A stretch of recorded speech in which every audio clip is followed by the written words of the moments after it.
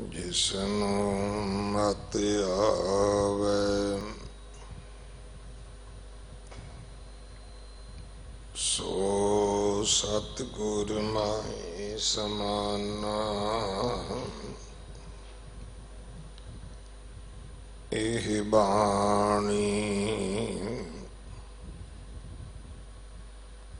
जो जियो जाने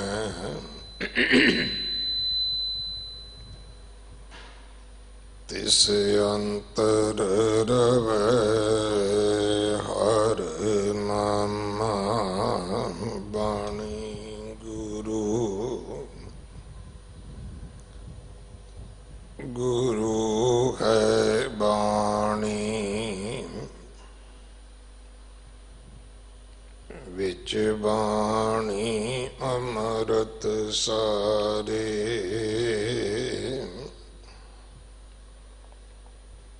गुर बाणी कहे सेवक जन मानै पर तख गुरु निस्तारै।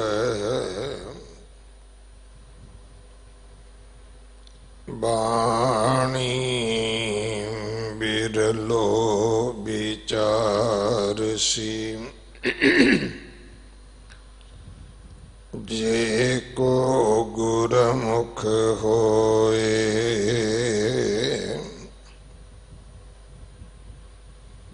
एह बाणी महापुरख की निज कर वासा होए। कानड़ा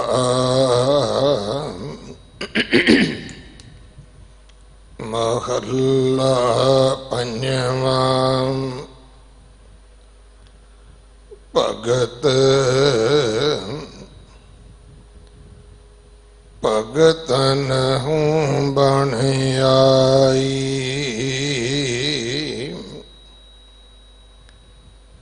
तन मन गलत पे ठाकुर सियों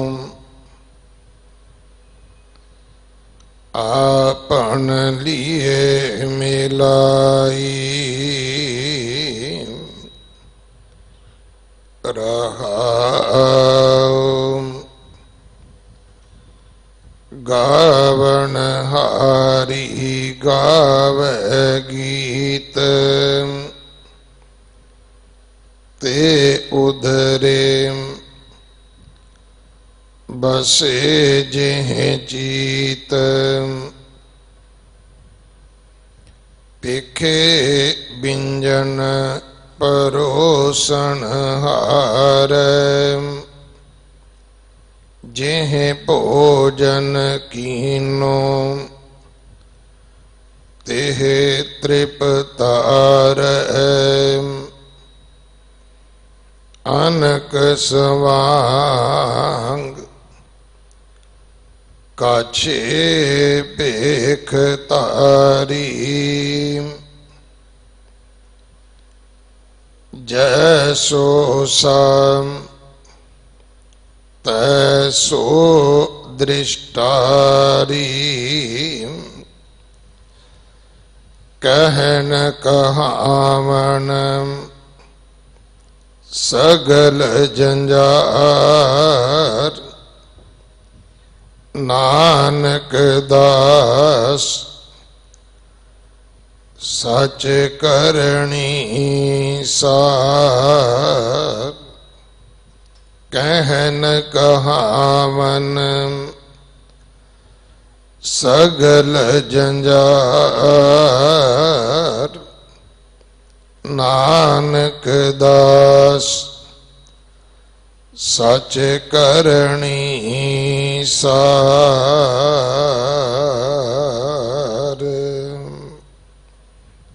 वाहिगुरु जी का खालसा वाहिगुरु जी की फतेह। ये पावन शब्द जो कानड़ा राग अंदर 1299 अंग ते दर्ज है। इस शब्द की विचार सिख कौम के महान विद्वान भाई रजिंदर सिंह जी हैड ग्रंथी गुरुद्वारा रकाबगंज साहब आप जी नूं सरवण करवाउणगे।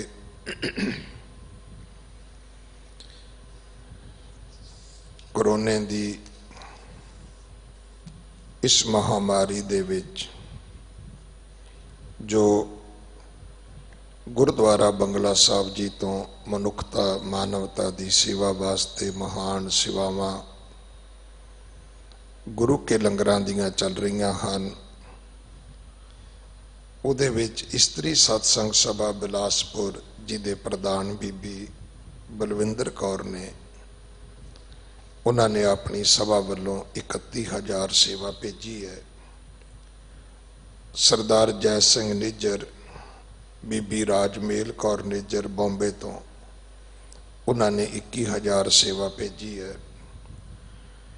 जगदीश सिंह मान थाना मुंबई तो उन्होंने 10,800 सेवा भेजी है। सरदार गुरमीत सिंह होरी कल सवेरे 1 लाख का चैक दे के गए सन। जगमित्र सिंह जसवीर सिंह ये मोमनाबाद अहमदगढ़ तो इन्होंने 22,000 सेवा भेजी है। भाई करनैल सिंह साडे पाठी गुरुद्वारा नानक प्यो साहब बहुत वड्डी उम्र है, मेरा ख्याल 75-80 साल होएगी।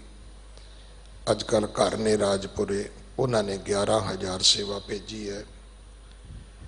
जयगर कनेडा तो सरदार रघबीर सिंह सरदार धर्मिंदर सिंह होरा ने 1 लाख रुपया सेवा भेजी है।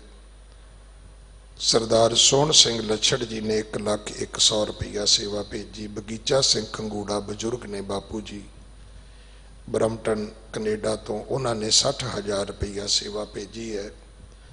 सरदार रणबीर सिंह जी राणा एले तो उन्होंने तकरीबन 50,000 रुपया $684 सेवा भेजी है। सतगुरु महाराज सारियां दी सेवा प्रवान करन। आओ आपां सारे रल मिल के इस मनुखता मानवता की सेवा दे विच अपना दसवंध पाइए। सब तो वड्डी गल कि असीं अपने आप नूं विचों मनफी करके ये गल अपने जीवन विच मन लईए कि कहो नानक सब तेरी वड्याई कोई नाओ ना जाने। मेरा तुद आगे अरदास हमारी जियो पिंड सब तेरा। जिंद तेरी है शरीर तेरा है सानू कौन जानदा है। सो जदों गुरु की जय जयकार होवेगी तो उहदे गुरसिखां दा मान तान संसार दे विच आपे होवेगा। भाई अगले समय लिए गुरबाणी विचार सरवण करिए। वाहिगुरु जी का खालसा वाहिगुरु जी की फतेह।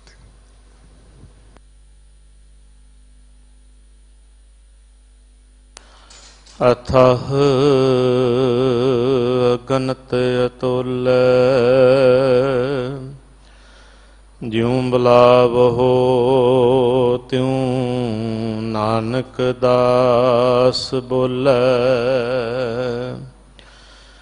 जिता जियो पिंड सब तेरा तू अंतर जामी पुरख भगवान। दासन दास कहे जन नानक जेहा तू कराहें तेहा हाऊं करी बख्यान। परम सत्कार अदब श्रद्धा सहित साहिबे कमाल धन साहिब श्री गुरु गोबिंद सिंह महाराज जी की बख्शी फतेह दे नाल सांझ पाइए। वाहिगुरु जी का खालसा वाहिगुरु जी की फतेह। बाला प्रीतम धन साहिब श्री गुरु हरकृष्ण साहिब महाराज जी के पवित्र पावन अस्थान गुरुद्वारा बंगला साहिब विखे चवर छतर तखत और कुल मानवता मनुखता दे सर्ब सांझे रहबर वाह वाह बाणी निरंकार है। तन तन गुरु ग्रंथ साहिब महाराज जी की पावन हजूरी विच सजे दीवाना दे विच रब्बी बाणी दे शब्द कीर्तन गुर मर्यादा अनुसार अमृत वेले दे सुंदर दीवाना दे विच आप जियां ने सरवण कीते हन। लड़ीवार साहिब श्री गुरु ग्रंथ साहिब महाराज जी की पावन विचार का समा है। आप जी ने हुणे सिंह साहिब ज्ञानी रणजीत सिंह होरां पासों जो लड़ी दे अंदर विचार चल रही है और जिस शब्द की विचार आप जी नाल सांझी करनी है तिसदा मूल पाठ सरवण कीता है। कानड़ा राग अंदर शहीदां दे सिरताज धन धन साहिब श्री गुरु अर्जन देव महाराज जी का यह पावन पवित्र शब्द श्री गुरु ग्रंथ साहिब महाराज जी के पावन अंग 1299 उपर सुभाएमान है। इस शब्द के द्वारा सतगुरां ने सानू की सोची बख्शी है। बड़े प्रेम दे नाल शब्द विचार दे नाल जुड़ के आओ उस सोझी उस सिक्ख्या उपदेश नूं शब्द दी विचार दे राहीं ग्रहण करन दा यतन करिए। बड़े प्यार ते शरधा दे नाल विचारां नाल सांझ पांदे होए करो रसना पवित्र आखो सतनाम वाहिगुरु। फिर आखो सतनाम वाहिगुरु। शब्द दियां आरंभ दियां ही पंक्तियां रहाओ दियां पंक्तियां ने। कानड़ा महला पंजवां भगत भगतन हूँ बन आई तन मन गलत भय ठाकुर स्यों आपन लिए मिलाई। गुरबाणी का जिथे उच्चारण स्पष्ट होवे उत्थे एक बहुत अहम गल है विश्रामां दी। जिन्नी देर तक असी गुरबाणी दे अंदर पाठ करन लग्गियां गायन करन लग्गियां विश्राम नूं ठीक थां नहीं दिंदे जिथे विश्राम बनता है उन्नी देर तक गुरबाणी का सही उच्चारण ते उस तो जो सिक्ख्या उपदेश है उसकी समझ नहीं पै सकती।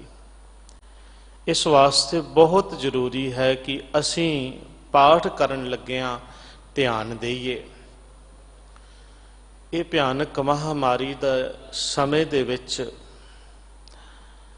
मैं नहीं ये समझदा कि ये कोई चंगी गल है, पर जिवें उस मालिक दी रज़ा है हर मनुख जिहड़ा है अज दे समय दे विच प्रभावित है, छोटे बच्चे तो लैके वड्डे तक।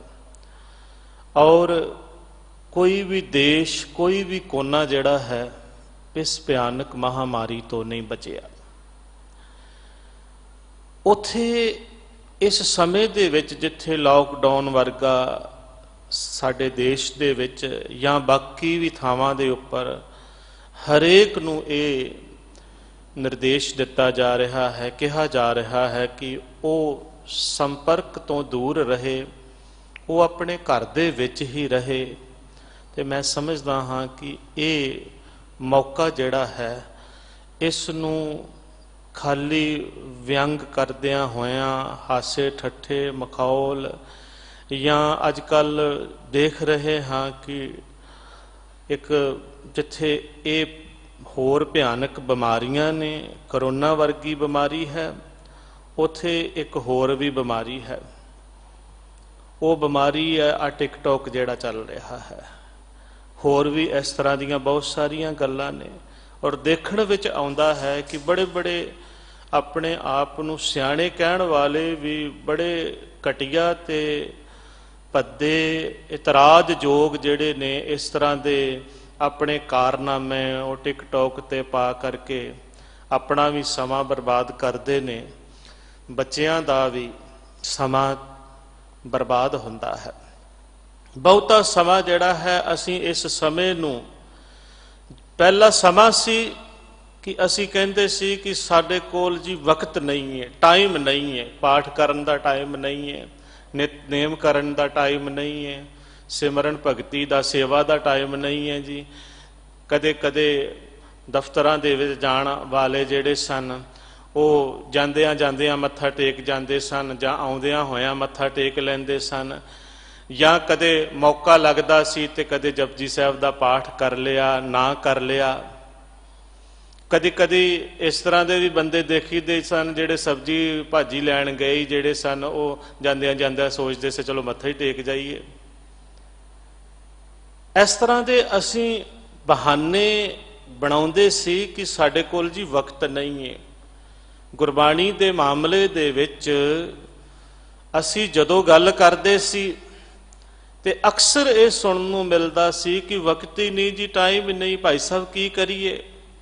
ਜਦੋਂ ਕਹੀਦਾ ਸੀ ਨਾ ਕਿ ਆਪਣੇ ਬੱਚਿਆਂ ਨੂੰ ਔਰ ਆਪ ਨੂੰ, ਪਰਿਵਾਰ ਨੂੰ ਇਹ ਜ਼ਰੂਰੀ ਹੈ ਗੁਰਬਾਣੀ ਦੀ ਸਿੱਖਿਆ, ਗੁਰਬਾਣੀ ਦਾ ਉਚਾਰਨ ਸਿਖਾਉਣਾ, ਗੁਰਬਾਣੀ ਦਾ ਪਾਠ ਬੋਧ ਜਿਹੜਾ ਹੈ ਉਹ ਸਿਖਾਉਣਾ ਲਾਜ਼ਮੀ ਹੈ ਹਰ ਸਿੱਖ ਦੇ ਲਈ। ਰਹਿਤਨਾਮਿਆਂ 'ਚ ਲਿਖਿਆ ਹੈ ਕਿ ਸਿੱਖ ਸਿੱਖਣੀ ਬਹਿ ਚਰਚਾ ਕਰੇ ਅਪਾਰ, ਸਿੱਖ ਸਿੱਖਣੀ ਬਹਿ ਕੇ ਗੁਰਬਾਣੀ ਦੇ ਸੰਦਰਭ ਦੇ ਵਿੱਚ, ਗੁਰਮਤਿ ਦੇ ਸੰਦਰਭ ਦੇ ਵਿੱਚ, ਗੁਰੂ ਦੇ ਉਪਦੇਸ਼ ਸਿੱਖਿਆ ਦੇ ਸੰਬੰਧ ਦੇ ਵਿੱਚ ਘਰ ਦੇ ਵਿੱਚ ਬੈਠ ਕੇ ਵਿਚਾਰ ਕਰੇ। ਔਰ ਨਾਲ ਇਹ ਵੀ ਲਿਖਿਆ ਕਿ ਉਹ ਸ਼ਬਦ ਸਿਖਾਵੇ, ਆਪਣੇ ਬੱਚਿਆਂ ਨੂੰ ਸ਼ਬਦ ਦੀ ਸਿੱਖਿਆ ਦੇਵੇ। ਭਾਵ ਸ਼ਬਦ ਸਿਖਾਵੇ ਦਾ ਮਤਲਬ ਗੁਰਬਾਣੀ ਦੀ ਪ੍ਰੇਰਨਾ ਦੇਵੇ, ਗੁਰਬਾਣੀ ਦਾ ਪਾਠ ਸਿਖਾਵੇ। ਉਹ ਨਹੀਂ ਸੀ ਵਕਤ। ਅਸੀਂ ਕਹਿ ਦਿੰਦੇ ਸੀ ਕਿ ਸਾਡੇ ਕੋਲ ਸਮਾਂ ਨਹੀਂ ਹੈ, ਵਕਤ ਨਹੀਂ ਹੈ ਜੀ। ਪਰ ਜਦੋਂ ਹੁਣ ਇਸ ਤਰ੍ਹਾਂ ਦਾ ਸਮਾਂ ਹੈ ਤੇ ਸਾਨੂੰ ਇਸ ਵਕਤ ਨੂੰ ਬੇਮਤਲਬ ਦੀਆਂ ਗੱਲਾਂ ਤੇ ਬੇਮਤਲਬ ਦੇ ਜਿਹੜੇ ਅੱਜ ਕੱਲ੍ਹ ਅਸੀਂ ਢੰਗ ਤਰੀਕੇ ਵਰਤ ਕੇ ਆਪਣੇ ਸਮੇਂ ਨੂੰ ਅਜਾਈਂ ਵੇਸਟ ਗਵਾ ਰਹੇ ਹਾਂ, ਦੇਖਣ ਵਿੱਚ ਆ ਰਿਹਾ ਹੈ। ਔਰ ਕਈ ਐਸੀ ਗੱਲ ਨਹੀਂ ਹੈ, ਬਹੁਤ ਸਾਰੇ ਪਰਿਵਾਰ ਐਸੇ ਵੀ ਨੇ ਜਿਹੜੇ ਬੈਠ ਕਰਕੇ, ਨਿੱਜੀ ਤੌਰ ਤੇ ਮੈਂ ਜਾਣਦਾ ਕੁਝ ਪਰਿਵਾਰਾਂ ਨੂੰ ਜਿਹੜੇ ਬੈਠ ਕਰਕੇ ਸਾਰੇ ਪਰਿਵਾਰ ਨੂੰ ਬਿਠਾ ਕਰਕੇ ਪਾਠ ਕਰ ਰਹੇ ਨੇ, ਸਹਿਜ ਪਾਠ ਕਰ ਰਹੇ ਨੇ, ਨਿਤਨੇਮ ਕਰ ਰਹੇ ਨੇ, ਸੁਖਮਨੀ ਸਾਹਿਬ ਦਾ ਪਾਠ ਕਰ ਰਹੇ ਨੇ, ਕੁਝ ਆਪਣੇ ਬੱਚਿਆਂ ਨੂੰ ਕੀਰਤਨ ਸਿਖਾ ਰਹੇ ਨੇ। ਇਸ ਤਰ੍ਹਾਂ ਦੀਆਂ ਗੱਲਾਂ ਜਿਹੜੀਆਂ ਨੇ, ਚੰਗੀਆਂ ਗੱਲਾਂ ਜਿਹੜੀਆਂ ਨੇ, ਇਸ ਸਮੇਂ ਦੇ ਵਿੱਚ ਬੱਚਿਆਂ ਨੂੰ, ਪਰਿਵਾਰ ਨੂੰ ਦਿੱਤੀਆਂ ਜਾ ਰਹੀਆਂ ਨੇ। ਅੱਜ ਸਮਾਂ ਹੈ ਕਿ ਅਸੀਂ ਆਪਣੇ ਆਪ ਦੇ ਨਾਲ ਗੱਲ ਕਰੀਏ। ਇਕਾਂਤਵਾਸ, ਸਾਰੇ ਪਾਸੇ ਇਕਾਂਤਵਾਸ ਦੇ ਵਿੱਚ ਜਾਣ ਵਾਸਤੇ ਕਿਹਾ ਜਾ ਰਿਹਾ ਹੈ। ਵੈਸੇ ਗੁਰਬਾਣੀ ਦੇ ਵਿੱਚ ਜਦੋਂ ਅਸੀਂ ਪਾਠ ਕਰਦੇ ਹਾਂ, ਪੜ੍ਹਦੇ ਹਾਂ ਗੁਰੂ ਦੀ ਸਿੱਖਿਆ ਨੂੰ, ਤੇ ਸਤ ਸੰਗਤ ਦੀ ਮਹਾਨਤਾ ਹੈ। ਗੁਰੂ ਦੀ ਸੰਗਤ, ਸਤ ਦੀ ਸੰਗਤ ਤੇ ਸਤ ਨੂੰ ਜੀਵਨ ਵਿੱਚ ਧਾਰਨ ਕਰਨ ਵਾਲਿਆਂ ਦੀ ਸੰਗਤ ਦੀ ਮਹਿਮਾ ਹੈ। ਲੇਕਿਨ ਜਦੋਂ ਗੁਰੂ ਸਾਹਿਬ ਜੀ ਆਪਣੇ ਆਪੇ ਨੂੰ ਪੜਚੋਲਣ ਦੀ ਗੱਲ ਕਰਦੇ ਨੇ ਨਾ, ਤੇ ਉਦੋਂ ਕਹਿੰਦੇ ਨੇ ਕਿ ਮਨ ਤੂੰ ਜੋਤ ਸਰੂਪ ਹੈ, ਆਪਣਾ ਮੂਲ ਪਛਾਣ। ਤੂੰ ਹੈ ਮਨ ਵਾਹਿਗੁਰੂ ਦਾ ਸਰੂਪ ਹੈ, ਜੋਤ ਸਰੂਪ ਹੈ। ਤੂੰ ਆਪਣੇ ਮੂਲ ਨੂੰ, ਆਪਣੇ ਆਪੇ ਨੂੰ ਪਛਾਨਣਾ ਕਰ। ਤੇ ਉਸ ਵੇਲੇ ਫਿਰ ਆਪੇ ਨੂੰ ਪਛਾਨਣ ਦੇ ਲਈ ਬਾਹਰ ਦੀ ਦੌੜ ਭੱਜ ਤੇ ਜੋ ਸਾਡੇ ਉੱਪਰ ਪ੍ਰੈਸ਼ਰ ਹੈ ਕੰਮਾਂ ਦਾ, ਧੰਦਿਆਂ ਦਾ, ਧਨ ਦਾ, ਪਦਾਰਥ ਦਾ, ਪਰਿਵਾਰ ਦਾ, ਕਿਸੇ ਵੀ ਤਰ੍ਹਾਂ ਦਾ, ਉਹਨਾਂ ਸਾਰਿਆਂ ਨੂੰ ਆਪਣੇ ਮਨ ਤੋਂ ਹਟਾ ਦੇ। ਇਹ ਸਮਾਂ ਹੈ ਇਸ ਇਕਾਂਤਵਾਸ ਨੂੰ ਆਤਮ ਵਿਸ਼ਲੇਸ਼ਣ ਕਰਨ ਦਾ, ਆਪਣੇ ਆਪੇ ਨੂੰ ਘੋਖਣ ਦਾ। ਜਨ ਨਾਨਕ ਬਿਨ ਆਪਾ ਚੀਨੇ, ਮਿਟੇ ਨਾ ਭ੍ਰਮ ਕੀ ਕਾਈ। ਉਹ ਜਿਹੜੀਆਂ ਭ੍ਰਮ ਦੀਆਂ ਕਾਈਆਂ ਸਾਡੇ ਮਨਾਂ ਦੇ ਉੱਪਰ ਜੰਮੀਆਂ ਹੋਈਆਂ ਨੇ, ਪਈਆਂ ਹੋਈਆਂ ਨੇ, ਉਹਨਾਂ ਭਰਮ ਦੀਆਂ ਕਾਈਆਂ ਨੂੰ ਹਟਾਉਣ ਦਾ ਸਮਾਂ ਹੈ। ਬਹੁਤ ਜ਼ਰੂਰੀ ਹੈ ਗੁਰਸਿੱਖਾਂ ਵਾਸਤੇ। ਗੁਰੂ ਨਾਨਕ ਦੇਵ ਸੱਚੇ ਪਾਤਸ਼ਾਹ ਕਲਗੀਆਂ ਵਾਲੇ ਪਾਤਸ਼ਾਹ ਜੀ ਦੇ ਪਰਿਵਾਰ ਵਾਸਤੇ, ਪੰਥ ਪਰਿਵਾਰ ਵਾਸਤੇ ਅਤ ਲਾਜ਼ਮੀ ਹੈ ਕਿ ਉਹ ਇਸ ਸਮੇਂ ਦਾ ਜਿਹੜਾ ਹੈ ਉਹ ਭਰਪੂਰ ਫਾਇਦਾ ਜਿਹੜਾ ਹੈ ਆਪਣੇ ਬੱਚਿਆਂ ਨੂੰ ਗੁਰਬਾਣੀ, ਗੁਰਮਤਿ ਦੀ ਸਿੱਖਿਆ, ਪੰਜਾਬੀ ਗੁਰਮੁਖੀ ਅੱਖਰ ਸਿਖਾਉਣ, ਪਾਠ ਬੋਧ ਸਿਖਾਉਣ ਦੇ ਵੱਲ ਜਿਹੜਾ ਹੈ ਉਹ ਲਗਾ ਕਰਕੇ ਇਸ ਸਮੇਂ ਨੂੰ ਸਫਲਿਆ ਕੀਤਾ ਜਾਵੇ, ਅਜਾਈਂ ਨਾ ਗਵਾਇਆ ਜਾਏ। ਇਹ ਸਮਾਂ ਜਿਹੜਾ ਹੈ ਇਹ ਇੱਕ ਵਾਰ ਲੰਘ ਜਾਵੇ ਤੇ ਮੁੜ ਕੇ ਹੱਥ ਨਹੀਂ ਆਉਂਦਾ। ਜ਼ਿੰਦਗੀ ਦੇ ਵਿੱਚ ਅਸੀਂ ਇਹੋ ਕੁਛ ਹੀ ਕਹਿੰਦੇ ਰਹੇ ਹਾਂ, ਸਾਡੇ ਕੋਲ ਸਮਾਂ ਨਹੀਂ ਹੈ, ਟਾਈਮ ਨਹੀਂ ਹੈ। ਕਰਤੇ ਪੁਰਖ ਨੇ ਕਿਸ ਤਰ੍ਹਾਂ ਦੀ ਇਹ ਵਿਡੰਬਨਾ ਜਿਹੜੀ ਹੈ, ਇਹਨੂੰ ਕਹੀਏ ਕਿ ਜਾਂ ਉਹਦਾ ਭਾਣਾ ਜਾਂ ਉਹਦੀ ਰਜ਼ਾ ਜਾਂ ਕੀ ਹੈ ਉਸਦਾ ਖੇਲ ਕੀ ਹੈ, ਇਹਨੂੰ ਕੋਈ ਜਾਣ ਸਮਝ ਨਹੀਂ ਸਕਦਾ। ਪਰ ਹਾਂ, ਇਸ ਸਮੇਂ ਨੂੰ ਸਹਿਜ ਪਾਠ ਕਰਕੇ, ਗੁਰਬਾਣੀ ਦੇ ਪਾਠ ਦੇ ਨਾਲ ਜੁੜ ਕਰਕੇ, ਲਗਾ ਮਾਤਰਾ ਨੂੰ ਸਮਝ ਕਰਕੇ ਕਿਸ ਤਰ੍ਹਾਂ ਪਾਠ ਕਰਨਾ। ਅੱਜ ਕੱਲ੍ਹ ਬਹੁਤੀ ਕੋਈ ਜਿਹੜੀ ਹੈ ਉਹ ਤਰੱਦਦ ਦੀ ਲੋੜ ਨਹੀਂ ਪੈਂਦੀ। ਜਿਸ ਤਰ੍ਹਾਂ ਸੀ ਨਾ ਕਿ ਪਹਿਲਾਂ ਪਾਠ ਬੋਧ ਸਮਾਗਮ ਦਿੱਲੀ ਸੇ ਗੁਰਦੁਆਰਾ ਪ੍ਰਬੰਧਕ ਕਮੇਟੀ ਵੱਲੋਂ ਵੀ ਕੀਤੇ ਗਏ। ਅੱਜ ਕੱਲ੍ਹ ਉਹ ਪਾਠ ਬੋਧ ਜਿਹੜੇ ਨੇ ਉਹਨਾਂ ਪਾਠ ਬੋਧਾਂ ਨੂੰ ਜਿਹੜਾ ਹੈ ਉਹ ਟੇਪ ਦੇ ਵਿੱਚ, CD ਦੇ ਵਿੱਚ ਜਾਂ ਹੋਰ ਅੱਜ ਦੇ ਜਿਹੜੇ ਸਮੇਂ ਦੇ ਸਾਧਨ ਹਨ ਉਹਨਾਂ ਦੇ ਵਿੱਚ ਉਹਨਾਂ ਨੂੰ ਜਿਹੜਾ ਹੈ ਰਿਕਾਰਡ ਕੀਤਾ ਗਿਆ ਹੈ। ਤੇ ਉਹ ਰਿਕਾਰਡ ਜਿਹੜੇ ਨੇ YouTube ਦੇ ਉੱਪਰ ਵੀ ਦੇਖੇ ਜਾ ਸਕਦੇ, ਐਂਡਰਾਇਡ ਫੋਨਾਂ ਦੇ ਵਿੱਚ ਜਾਂ ਕਿਤੇ ਵੀ ਦੇਖੇ ਜਾ ਸਕਦੇ ਹਨ। ਉਹਨਾਂ ਨੂੰ ਸਾਹਮਣੇ ਰੱਖ ਕਰਕੇ ਤੇ ਪਾਠ ਸਿੱਖਿਆ ਜਾ ਸਕਦਾ ਹੈ। ਹੁਣ ਇੰਨਾ ਸਮਾਂ ਹੈ ਕਿ ਇਸ ਸਮੇਂ ਦਾ ਜਿਹੜਾ ਹੈ ਭਰਪੂਰ ਲਾਹਾ ਲਿਆ ਜਾ ਸਕਦਾ ਹੈ।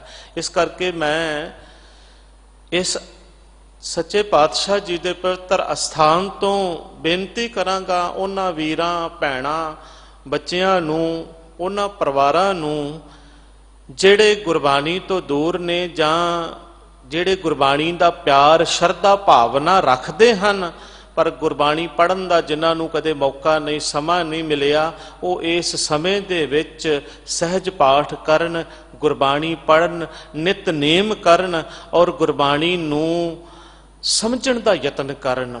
ਲਗਾਂ, ਮਾਤਰਾਂ, ਵਿਸ਼ਰਾਮ, ਜੋ ਕੁਝ ਵੀ ਜਿਸ ਦੇ ਨਾਲ ਗੁਰਬਾਣੀ ਨੂੰ ਸਮਝ ਕਰਕੇ ਆਪਣੇ ਹਿਰਦੇ ਦੇ ਵਿੱਚ ਧਾਰਨ ਕੀਤਾ ਜਾ ਸਕਦਾ, ਜੀਵਨ ਤਾਂ ਹੀ ਬਣ ਸਕਦਾ ਹੈ। ਇਸ ਵਾਸਤੇ ਮੈਂ ਬੇਨਤੀ ਕਰ ਰਿਹਾ ਸੀ ਕਿ ਜੋ ਗੁਰਬਾਣੀ ਦਾ ਉਚਾਰਨ ਪਾਠ ਹੈ, ਜਿੰਨੀ ਦੇਰ ਤੱਕ ਉਹਦਾ ਲਗਾ, ਮਾਤਰਾ, ਅੱਖਰਾਂ ਦੀ ਸਪਸ਼ਟਤਾ ਜਿਹੜੀ ਹੈ ਉਹ ਨਹੀਂ ਸਮਝ ਆਉਂਦੀ ਤੇ ਵਿਸ਼ਰਾਮ ਦੀ ਸਮਝ ਨਹੀਂ ਆਉਂਦੀ, ਉਨੀ ਦੇਰ ਤੱਕ ਗੁਰਬਾਣੀ ਦੇ ਅਰਥਾਂ ਦੇ ਨਾਲ ਨਿਆਂ ਨਹੀਂ ਕੀਤਾ ਜਾ ਸਕਦਾ। ਆ ਜਿਹੜਾ ਸ਼ਬਦ ਹੈ, ਪਹਿਲੀ ਪੰਕਤੀ ਹੈ, ਭਗਤ ਭਗਤਨ ਹੂੰ ਬਨ ਆਈ, ਇੱਕ ਪੰਕਤੀ ਹੈ, ਲੇਕਿਨ ਇਹਦੇ ਵਿੱਚ ਇੱਕ ਵਿਸ਼ਰਾਮ ਹੈ। ਉਹ ਵਿਸ਼ਰਾਮ ਜਿਹੜਾ ਹੈ, ਪਹਿਲਾ ਅਕਸ਼ਰ ਹੈ, ਉਹਦੇ ਤੇ ਹੀ ਵਿਸ਼ਰਾਮ, ਅਰਧ ਵਿਸ਼ਰਾਮ ਦੇ ਕਰਕੇ ਅੱਗੇ ਚੱਲਣ ਦੇ ਨਾਲ ਜਿਹੜੀ ਹੈ ਸਮਝ ਪੈਂਦੀ ਹੈ। ਦੂਸਰੀ ਗੱਲ, ਲਗਾ ਮਾਤਰਾਂ ਦੀ ਗੱਲ। ਭੱਬਾ, ਗੱਗਾ, ਤੱਤੇ ਨੂੰ ਸਿਆਰੀ, ਇੱਕ ਇਹ ਸ਼ਬਦ ਹੈ, ਇਹਨੂੰ ਵੀ ਅਸੀਂ ਭਗਤ ਹੀ ਆਖਦੇ ਹਾਂ। ਭੱਬਾ, ਗੱਗਾ, ਤੱਤੇ ਨੂੰ ਔਂਕੜ, ਉਹਦਾ ਵੀ ਉਚਾਰਨ ਭਗਤ ਹੀ ਹੈ। ਭੱਬਾ, ਗੱਗਾ, ਤੱਤਾ, ਮੁਕਤਾ, ਉਹਦਾ ਵੀ ਉਚਾਰਨ ਭਗਤ ਹੀ ਹੈ।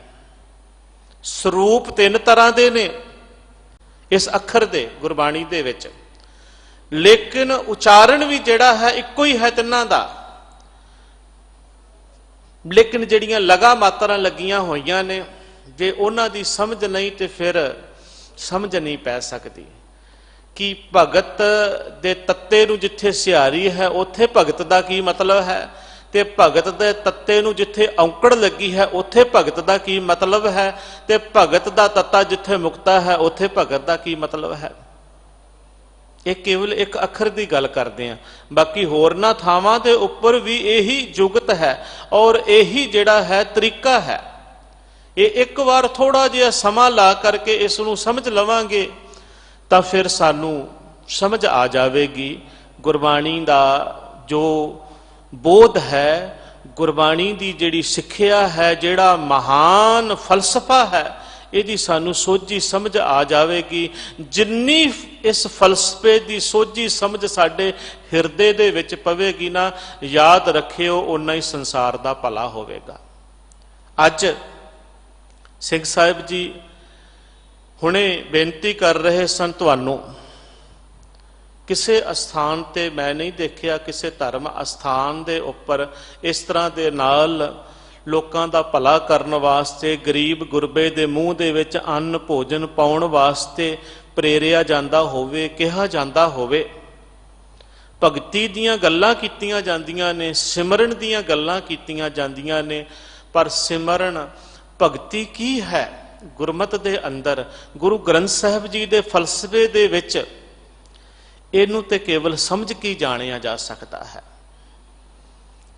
ਇਹਨਾਂ ਅਸਥਾਨਾਂ ਤੋਂ ਔਰ ਇਹ ਜੋ ਸੈਂਟਰ ਹਨ ਸਿੱਖੀ ਦੇ, ਇਹਨਾਂ ਸੈਂਟਰਾਂ ਤੋਂ ਸਹੀ ਮਾਇਨਿਆਂ ਦੇ ਵਿੱਚ ਮਾਨਵਤਾ ਦੀ, ਮਨੁੱਖਤਾ ਦੀ ਸੇਵਾ ਜਿਹੜੀ ਹੈ, ਜੋ ਸ੍ਰੀ ਗੁਰੂ ਗ੍ਰੰਥ ਸਾਹਿਬ ਜੀ ਨੇ ਸਾਨੂੰ ਸਿਖਾਇਆ ਹੈ, ਸਾਨੂੰ ਦੱਸਿਆ ਹੈ, ਉਹਦੀ ਪ੍ਰੇਰਨਾ ਔਰ ਉਹਦਾ ਜਿਹੜਾ ਹੈ ਇਹ ਗੁਰੂ ਗ੍ਰੰਥ ਸਾਹਿਬ ਜੀ ਦੇ ਸਿਧਾਂਤਾਂ ਦਾ, ਵਿਚਾਰਧਾਰਾ ਦਾ ਜਿਹੜਾ ਹੈ, ਸਹੀ ਮਾਇਨਿਆਂ ਦੇ ਵਿੱਚ ਇਸ ਦਾ ਜਿਹੜਾ ਹੈ ਅਮਲੀ ਰੂਪ, ਉਹ ਇਹਨਾਂ ਅਸਥਾਨਾਂ ਤੋਂ ਸਾਨੂੰ ਨਜ਼ਰ ਆਉਂਦਾ ਹੈ। ਔਰ ਉਹਨਾਂ ਅਸਥਾਨਾਂ ਤੇ ਬੈਠਣ ਵਾਲੇ, ਉਹਨਾਂ ਅਸਥਾਨਾਂ ਤੇ ਸੇਵਾ ਕਰਨ ਵਾਲਿਆਂ ਦੀ ਭਾਵਨਾ ਜਿਹੜੀ ਹੈ ਉਹ ਨਜ਼ਰ ਆਉਂਦੀ ਹੈ, ਦਿਸਦੀ ਹੈ। ਸਾਡੇ ਪਿਤਾ ਸੱਚੇ ਪਾਤਸ਼ਾਹ ਜੀ ਨੇ, ਗੁਰੂ ਨਾਨਕ ਸਾਹਿਬ ਮਹਾਰਾਜ ਜੀ ਨੇ ਬਚਨ ਕਿਹਾ ਸੀ, ਵਿੱਚ ਦੁਨੀਆ ਸੇਵ ਕਮਾਈਏ ਤਾਂ ਦਰਗਾਹ ਬੈਸਣ ਪਾਈਏ। ਜੇ ਤੂੰ ਦਰਗਾਹ ਦੇ ਵਿੱਚ ਮਾਣ, ਇੱਜ਼ਤ ਤੇ ਸਥਾਨ ਪ੍ਰਾਪਤ ਕਰਨਾ ਚਾਹਨਾ ਹੈ, ਤੇ ਪਾਤਸ਼ਾਹ ਨੇ ਕਿਹਾ ਸੀ ਇਹ ਮਾਣ ਸਥਾਨ ਜਿਹੜਾ ਹੈ ਇਹ ਗੁਫਾਵਾਂ ਦੇ ਵਿੱਚ ਇਕੱਲਿਆਂ ਬੈਠ ਕਰਕੇ ਧਿਆਨ ਜੋੜਨ ਜੋਗੀਆਂ ਦੀ ਤਰ੍ਹਾਂ ਜਾਂ ਹੋਰਨਾਂ ਮੱਤਾਂ ਦੀ ਤਰ੍ਹਾਂ ਦੇ ਨਾਲ ਨਹੀਂ ਮਿਲਣਾ। ਕੰਦਰਾਂ ਦੇ ਵਿੱਚ ਜਾ ਕਰਕੇ ਨਹੀਂ, ਪਹਾੜਾਂ ਦੀਆਂ ਚੋਟੀਆਂ ਦੇ ਉੱਪਰ ਬੈਠ ਕੇ ਨਹੀਂ, ਜਾਂ ਪੁੱਠੇ ਲਟਕ ਕੇ ਨਹੀਂ, ਜਾਂ ਕੋਈ ਹੋਰ ਕਰਮ ਕਾਂਡ ਕਰਕੇ ਨਹੀਂ, ਨਾ ਹੀ ਭੁੱਖੇ ਰਹਿ ਕਰਕੇ ਮਿਲਣਾ ਹੈ। ਜੇ ਇਹ ਮਾਣ ਮਿਲਣਾ ਹੈ ਤਾਂ ਇਹ ਜਿਹੜਾ ਸੰਸਾਰ ਹੈ, ਪਾਤਸ਼ਾਹ ਨੇ ਇਸ ਸੰਸਾਰ ਨੂੰ ਵਾਹਿਗੁਰੂ ਦਾ, ਹਰੀ ਪਰਮੇਸ਼ਰ ਦਾ ਰੂਪ ਕਿਹਾ ਕਿ ਇਹ ਪਰਮੇਸ਼ਰ ਦਾ, ਵਾਹਿਗੁਰੂ ਦਾ ਰੂਪ ਹੈ। ਜੇ ਉਹਦਾ ਸਖਸ਼ੀ ਰੂਪ ਦੇਖਣਾ ਹੋਵੇ ਤੇ ਇਹ ਸਾਰੀ ਦੁਨੀਆ ਉਸ ਵਾਹਿਗੁਰੂ ਦਾ ਸਖਸ਼ੀ ਰੂਪ ਹੈ। ਇਹ ਉਸ ਪਰਮਾਤਮਾ ਦਾ ਆਪੀ ਨੇ ਆਪ ਸਾਜਿਓ, ਆਪੀ ਨੇ ਰਚਿਓ ਨਾਉ, ਦੁਈ ਕੁਦਰਤ ਸਾਜੀਏ, ਕਰ ਆਸਨ ਡਿਠੋ ਚਾਓ, ਦਾਤਾ ਕਰਤਾ ਆਪ ਤੂੰ, ਤੁਸ ਦੇਵੇ ਕਰੇ ਪਸਾਓ, ਤੂੰ ਜਾਣੋਈ ਸਭ ਸੇ ਦੇ ਲੈਸੇ ਜਿੰਦ ਕਵਾਓ, ਕਰ ਆਸਨ ਡਿਠੋ ਚਾਓ। ਜਿਹਦੇ ਵਿੱਚ ਆਸਣ ਲਾ ਕਰਕੇ ਵਿਗਸ ਰਿਹਾ ਹੈ ਉਹ ਪ੍ਰਮਾਤਮਾ, ਇਸ ਸੰਸਾਰ ਨੂੰ ਸਾਜ ਕਰਕੇ, ਆਪਣੇ ਰੂਪ ਨੂੰ ਸਾਜ ਕੇ, ਬਣਾ ਕਰਕੇ, ਇਹਨਾਂ ਸਾਜਿਆਂ ਹੋਇਆਂ ਦੇ ਵਿੱਚ ਉਹ ਆਪ ਬਿਰਾਜਮਾਨ ਹੈ, ਸੁਭਾਏਮਾਨ ਹੈ। ਸਭ ਮੈਂ ਜੋਤ ਜੋਤ ਹੈ ਸੋਏ ਤਿਸ ਦੇ ਚਾਨਣ, ਤਿਸ ਕਹਿ ਚਾਨਣ ਸਭ ਮੈਂ ਚਾਨਣ ਹੋਏ। ਉਹਦੇ ਚਾਨਣ ਦੇ ਨਾਲ ਹੀ ਸਾਰਿਆਂ ਦੇ ਵਿੱਚ ਚਾਨਣ ਹੈ, ਉਹਦੀ ਸੱਤਾ ਦੇ ਨਾਲ ਹੀ ਸਾਰੇ ਜੀਵਾਂ ਦੇ ਵਿੱਚ ਜੀਵਨ ਰੌਂ ਰੁਮਕਦੀ ਹੈ, ਉਹਦੀ ਹੋਂਦ ਦੇ ਨਾਲ ਹੀ ਜੜ ਤੇ ਚੇਤਨ ਹੈ। ਜੀਵ ਗੱਲਾਂ ਕਰਦੇ ਨੇ, ਟੁਰਦੇ ਨੇ, ਫਿਰਦੇ ਨੇ, ਉਹਦੀ ਸੱਤਾ ਦੇ ਨਾਲ ਹੈ, ਉਹ ਆਪ ਵਿੱਚ ਬੈਠਾ ਹੈ। ਤੇ ਪਾਤਸ਼ਾਹ ਜੀ ਨੇ ਅਨਮਤਾਂ ਦੇ ਨਾਲੋਂ, ਬੜੇ ਬੜੇ ਮਤ ਨੇ ਸੰਸਾਰ ਦੇ ਵਿੱਚ, ਇੱਕ ਨਵੇਕਲਾ ਜਿਹੜਾ ਹੈ ਸੰਸਾਰ ਦੇ ਵਿੱਚ ਭਰਾਤਰੀ ਭਾਵ ਦਾ, ਸੰਸਾਰ ਵਿਸ਼ਵੀਕਰਨ ਜਿਹੜਾ ਹੈ, ਕਰਤੇ ਪੁਰਖ ਨੇ ਇਹ ਸੰਸਾਰ, ਇਹ ਵਰਲਡ ਵਾਈਡ ਜਿਹੜਾ ਉਪਦੇਸ਼ ਹੈ, ਜਿਹੜਾ ਸਾਰਿਆਂ ਨੂੰ ਆਪਣੇ ਗਲੇ ਦੇ ਨਾਲ ਲਗਾਉਂਦਾ ਹੈ, ਆਪਣੇ ਕਲਾਵੇ ਦੇ ਵਿੱਚ ਲੈਂਦਾ ਹੈ, ਸਭਨਾਂ ਦੇ ਪ੍ਰਤੀ ਪ੍ਰੇਮ ਪਿਆਰ ਦੀ ਭਾਵਨਾ ਜਿਹੜੀ ਹੈ ਉਹ ਸਿਖਾਉਂਦਾ ਹੈ। ਸਭ ਕੋ ਮੀਤ ਹਮ ਆਪਨ ਕੀਨਾ, ਹਮ ਸਭਨਾ ਕੇ ਸਾਜਨ, ਦੂਰ ਪਰਾਇਓ ਮੇਰੇ ਮਨ ਕਾ ਬਿਰਵਾ, ਬਿਰਹਾ ਤਉ ਮੇਲ ਕੀਓ ਮੇਰੇ ਰਾਜਨ। ਇਹ ਉਹ ਸਿਖਾਉਂਦਾ ਹੈ ਫਲਸਫਾ ਜਿਹੜਾ ਆਖਦਾ ਹੈ ਕਲਗੀਆਂ ਵਾਲੇ ਪਾਤਸ਼ਾਹ ਦੇ ਸੇਵਕ ਭਾਈ ਕਨਈਆ ਜੀ, ਇੱਕ ਪਾਸੇ ਧਰਮ ਯੁੱਧ ਹੋ ਰਿਹਾ ਹੈ। इस फलसफे नू फैलाउण वाले दाते सतगुरु जो इन गरीब सिखन को देऊं पातशाही, याद रखे हमरी गुरियाई, जिन्हां दा ए नारा सी कि जिनकी जात और कुल माही, सरदारी ना भई कदाही, इन्हीं को सरदार बनाऊं तबे गोबिंद सिंह नाम कहाऊं। इन्हां गरीबां नू, इन्हां दलितां नू जेड़े सदियां तो उच्च जातियां दे पैरां दे ठुड्डे खांदे सन, ਜਿਹੜੇ ਛੂਤ ਕਹੇ ਜਾਂਦੇ ਸਨ, ਸ਼ੂਦਰ ਕਹੇ ਜਾਂਦੇ ਸਨ, ਦਲਿਤ ਕਹੇ ਜਾਂਦੇ ਸਨ, ਉਹਨਾਂ ਨੂੰ ਆਪਣੇ ਗਲ ਦੇ ਨਾਲ ਲਾਉਣਾ। ਨੀਚਾਂ ਅੰਦਰ ਨੀਚ ਜਾਤ, ਨੀਚੀ ਹੂੰ ਅਤ ਨੀਚ, ਨਾਨਕ ਤਿਨਕੇ ਸੰਗ ਸਾਥ ਵੱਡਿਆਂ ਸਿਉ ਕਿਆ ਰੀਸ, ਜਿੱਥੇ ਨੀਚ ਸੰਭਾਲਿਆਨ ਤਿੱਥੇ ਨਦਰ ਤੇਰੀ, ਬਖਸ਼ੀਸ਼ ਦਾ ਨਾਰਾ ਬਾਣੀ ਦੇ ਰਾਹੀਂ ਦੇਣ ਵਾਲੇ ਸਤਿਗੁਰੂ। ਜਿੱਥੇ ਨੀਵਿਆਂ ਦੀ ਸੰਭਾਲ ਹੁੰਦੀ ਹੈ, ਅਖੌਤੀ ਨੀਵਿਆਂ ਨੂੰ ਜਿੱਥੇ ਗਲ ਨਾਲ ਲਾਇਆ ਜਾਂਦਾ ਹੈ, ਉੱਥੇ ਉਹਦੀ ਨਦਰ, ਉਹਦੀ ਬਖਸ਼ਿਸ਼ ਹੁੰਦੀ ਹੈ। ਉਹਦੀ ਬਖਸ਼ਿਸ਼ ਨਦਰ ਤੋਂ ਬਿਨਾ ਨਹੀਂ ਹੈ। ਇਹ ਬਖਸ਼ਿਸ਼ਾਂ ਤੇ ਇਹ ਨਦਰਾਂ, ਰਹਿਮਤਾਂ ਤੇ ਇਹਨਾਂ ਗਰੀਬਾਂ ਨੂੰ ਗਲ ਨਾਲ ਲਾਉਣ ਦਾ ਪਰਮ ਧਰਮ ਨਿਭਾਉਂਦਿਆਂ ਹੋਇਆਂ ਗੁਰੂ ਨਾਨਕ ਦੇ ਘਰ ਦਾ ਜਿਹੜਾ ਹੈ ਇਹ ਅਸੂਲ ਜਿਹੜਾ ਪਹਿਲੀ ਪਾਤਸ਼ਾਹੀ ਤੋਂ ਚੱਲਿਆ ਆ ਰਿਹਾ ਸੀ, ਉਹਨਾਂ ਸਿਧਾਂਤਾਂ ਤੇ ਉਸ ਵਿਚਾਰਧਾਰਾ ਦਾ ਜਿਹੜਾ ਨਿਸ਼ਾਨ ਸਾਹਿਬ ਹੈ ਉਹਨੂੰ ਝੁੱਲਦਾ ਰੱਖਣ ਵਾਸਤੇ ਕਲਗੀਆਂ ਵਾਲੇ ਪਾਸ ਆਨੰਦਾਂ ਦੀ ਪੁਰੀ ਦੇ ਵਿੱਚ ਬੈਠੇ ਨੇ। ਕਿਸੇ ਦੇ ਨਾਲ ਕੀ ਵੈਰ ਹੈ? ਨਾ ਕਿਸੇ ਹਿੰਦੂ ਦੇ ਨਾਲ ਵੈਰ, ਨਾ ਕਿਸੇ ਮੁਸਲਮਾਨ ਦੇ ਨਾਲ ਵੈਰ, ਕਿਸੇ ਨਾਲ ਵੈਰ ਨਹੀਂ ਹੈ। ਗੁਰੂ ਨਾਨਕ ਦਾ ਧਰਮ ਤੇ ਕਲਗੀਆਂ ਵਾਲੇ ਦਾ ਧਰਮ ਤੇ ਇਹ ਸਿੱਖਿਆ ਦਿੰਦਾ ਕਿ ਮਾਨਸ ਕੀ ਜਾਤ ਸਭੈ ਏਕੇ ਪਹਿਚਾਨਬੋ। ਉਸ ਸਮੇਂ ਦੀਆਂ ਜਿਹੜੀਆਂ ਚਾਹੇ ਉਹ ਰਿਆਸਤਾਂ ਦੀਆਂ ਸਰਕਾਰਾਂ ਸਨ ਤੇ ਜਾਂ ਭਾਰਤ ਦੀ ਸਰਕਾਰ ਸੀ ਉਸ ਸਮੇਂ, ਮੁਗਲ, ਸਾਰਿਆਂ ਨੇ ਹੀ ਇਸ ਫਲਸਫੇ ਨੂੰ, ਇਸ ਸਿੱਖਿਆ ਦੇ ਕੇਂਦਰ ਨੂੰ, ਇਸ ਸੋਮੇ ਨੂੰ ਖਤਮ ਕਰਨ ਦਾ ਯਤਨ ਕੀਤਾ ਗਿਆ।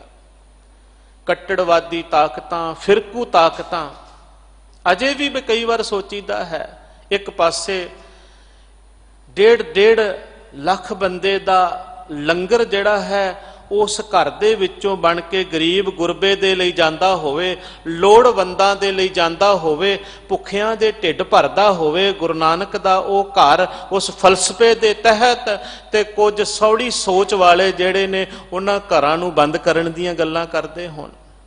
ਕਈ ਵਾਰ ਦੇਖੀਦਾ ਹੈ ਆ ਬੜਾ ਰੌਲਾ ਪਿਆ ਹੈ।